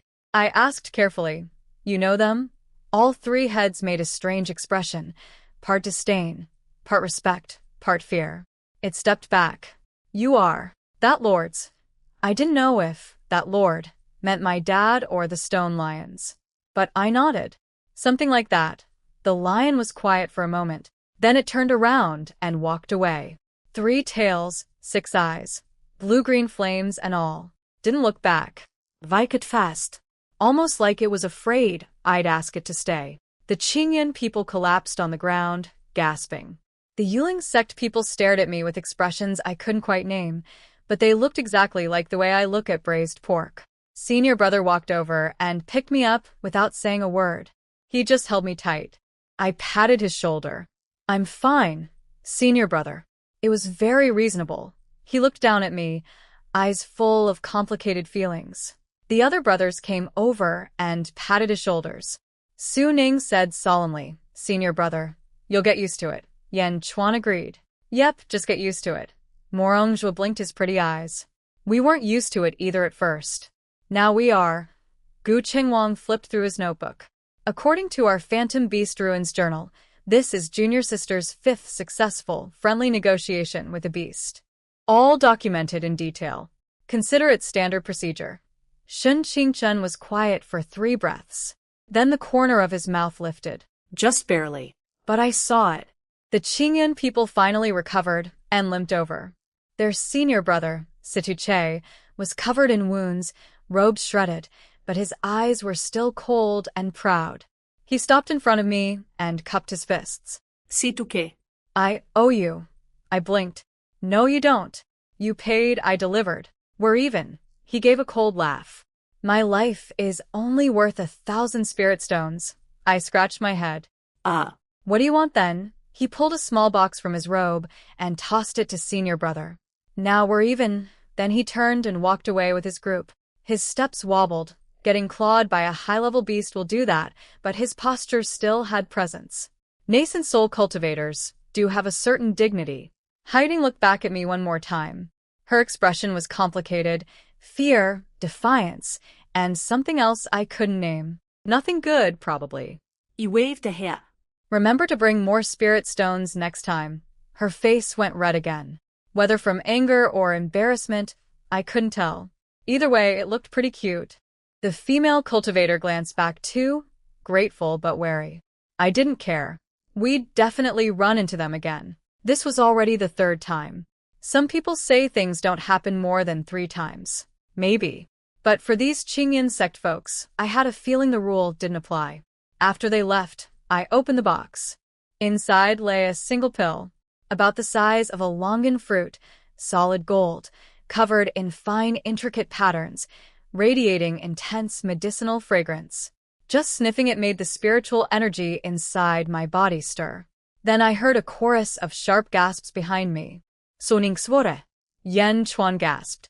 Murong Zhua stuttered. Gu Chengwang's voice drifted into another dimension. A supreme advancement pill. Even the Yuling sect people crowded around. Li Bufan sakti na bret. Qingyun sect really is loaded. One batch of these would bankrupt our sect for 3 years. Qing Lulu whispered that the materials alone cost 100,000 high-grade spirit stones, with less than 10% success rate. Another disciple summed it up. 1 batch, family ruined. 2 batches, sect destroyed. I held the box, feeling the burning stares around me. 100,000 high-grade stones per batch. 10% success rate. That meant Situ Che had casually tossed me something worth over 1 million high-grade stones. I looked at Shen Qingchen, then at Gu Chengwang. Shen Qingchen spoke first. I don't need it, Gu Chengwang blinked. But senior brother, you're on the edge of a breakthrough. This is perfect for, already broke through, Shen Qingchen interrupted. Everyone went silent. A heavy, wall-like silence. Su Ning asked carefully, when? Last night, Yan Chuan confirmed with a trembling voice. Mid-nascent soul? Shen Qingchen nodded. Another silence. This one mixed with shock, worship, jealousy, and a slight urge to punch something. Li Bufan and Qing Lulu glanced at each other and quietly stepped back. Part awe at genius. Part fear of a monster. 110-year-old, mid-nascent soul cultivator. Top 5 in recorded cultivation history. Soning Svalovet Hart. Senior brother, do you know what level normal people are at 110? Yan Chuan answered for him. Reaching late golden core at that age already makes you a genius. Morong Zhua nodded. By average statistics, anyone who reaches nascent soul before 500 is considered gifted. Most people get stuck at golden core forever. Shen Qingchen said nothing. But the tiny curve at his mouth was unmistakable. Gu Chengwang tried pushing the box toward him anyway. Keep it for when you push to late stage. Shen Qingchen looked at him. Your early golden core. Gu Chengwang froze. Shen Qingchen added flatly. The weakest in the entire sect. Gu Chengwang's smile froze on his face. But junior sister could use. Shen Qingchen cut him off. She's different. I shoved the box into Gu Chengwang's arms. Senior brother doesn't need it, and I definitely don't. It's yours. He held the priceless pill with shaking hands. Junior sister, this is too valuable. I patted his hand. It's not. Sixth brother has been good to me. I give good things to people who are good to me. Fair deal. His eyes reddened. He held that box like he was holding the entire world. Su Ning whispered from the side. Don't cry, sixth brother. It's embarrassing. Gu Chengwang sniffed. I'm not crying. Sand got in my eyes. Yan Chuan said, there's no sand here. Gu Chengwang replied, then it's spirit stones. Nobody had a comeback for that. He tucked the pill into his storage bag with the reverence of someone enshrining an ancestral tablet. We waited at the realm exit for 3 hours since we'd arrived early. During the wait, the brothers took turns meditating. I ate 4 spirit fruits, took 2 naps, and had 3 dreams. In one, Dad was counting spirit stones in the demon realm. He counted and counted, then started crying because there were too many to spend. I laughed so hard I woke up. Reality was me lying on a rock at the exit, blue sky above, brothers meditating around me. Gu Chengwang was doing calculations. After we leave, we can sell the herbs for more money. How long will that cover junior sister's training? Based on her absorption rate, about half a month. He put down his pen and went quiet for a long time, then kept calculating. I pretended not to see. The exit finally opened. We filed out into bright sunlight and fresh air. After 10 days in that dark forest, the sun was almost blinding. Su Ning rubbed his eyes. Finally out. Yan Chuan stretched. The outside air is so much better. Morong Zhua blinked at the sun. Nice light. Good for drying out my eyes. Gu Chengwang wrote his final entry. Realm survival record. Duration: 10 days. Qingun sect encounters. Cheche. Spirit stones earned: 1,600 high grade. Emotional damage, immeasurable. Notes, it's good to be alive. I breathed in deep. Freedom. And also, the smell of grilled skewers from a nearby stall. My legs started moving on their own. But Li Bufan and Qing Lulu blocked my path. Li Bufan rubbed his hands with a foxy grin. Little Pin, those low-level beasts you caught selling? I was surprised. He nodded. Yuling's sect always needs beasts. Even low-level ones can be trained into decent fighters. Qing Lulu added that the quality was good, especially the fire fox's coat color. I looked at Su Ning. Su Ning looked at Senior Brother. Senior Brother nodded. Deal made. 100 mid-grade stones each. 5 beasts. 500 mid-grade in total. Gu Chengwang's recording hand was shaking again. Not because he'd never seen money, because he'd never seen money this easy. Li Bufan then pulled out a token and presented it with both hands. This is a Yuling sect guest token. Come visit anytime, free food, free lodging, pet any beast you want. I turned it over in my hands. Big Brother Bufan, how many people can I bring? He blinked. Technically, just yourself. Can I lend it to my brothers? He stared. Qing Lulu whispered. She's trying to use 1 token for 7 people. Li Bufan gritted his teeth. Fine. You can bring them. But only them, nobody else. Deal. Qing Lulu muttered. You look like a child trafficker right now. Li Bufan told her to shut up. After the Yuling sect left, the brothers sat me on a rock and set up shop right there. They sold the spirit herbs, the 100-year ones, not the really valuable multi-century specimens, which were saved for Second Elder's alchemy. Su Ning handled the shouting. Come look. Freshly picked herbs. 100-year specimens. Only 50 mid-grade. Yan Chuan displayed the goods, holding up a mushroom with a grin that made him look like a snake oil salesman. One customer bought it. His grin got worse. Murong Zhua attracted customers with his pretty eyes. Several female cultivators gathered around the stall asking questions, buying nothing. Every time he blinked, they blushed. 2 blinks, and they clutched their chests. 3 blinks, and one nearly fainted. Senior Brother's job was standing nearby, looking intimidating. A 110-year-old, mid-nascent soul cultivator just standing there was the best security system possible. Nobody dared cause trouble. Nobody dared haggle. Nobody even dared look twice. My job was eating. I still had leftover spirit fruits from the Yuling sect. I crunched through them while watching the brothers hustle. Business was good. 2 hours, 500 mid-grade stones. Su Ning's voice went hoarse, and he had to use hand gestures. Yan Chuan's smile locked up, and his face started twitching. Murong Zhua blinked so many times his eye muscles were spasming. Gu Chengwang counted money until his fingers cramped. Only Senior Brother hadn't moved the entire time. But every passerby took one look at him and walked a wide circle around the stall. Best advertising ever. Then we ran into our regulars.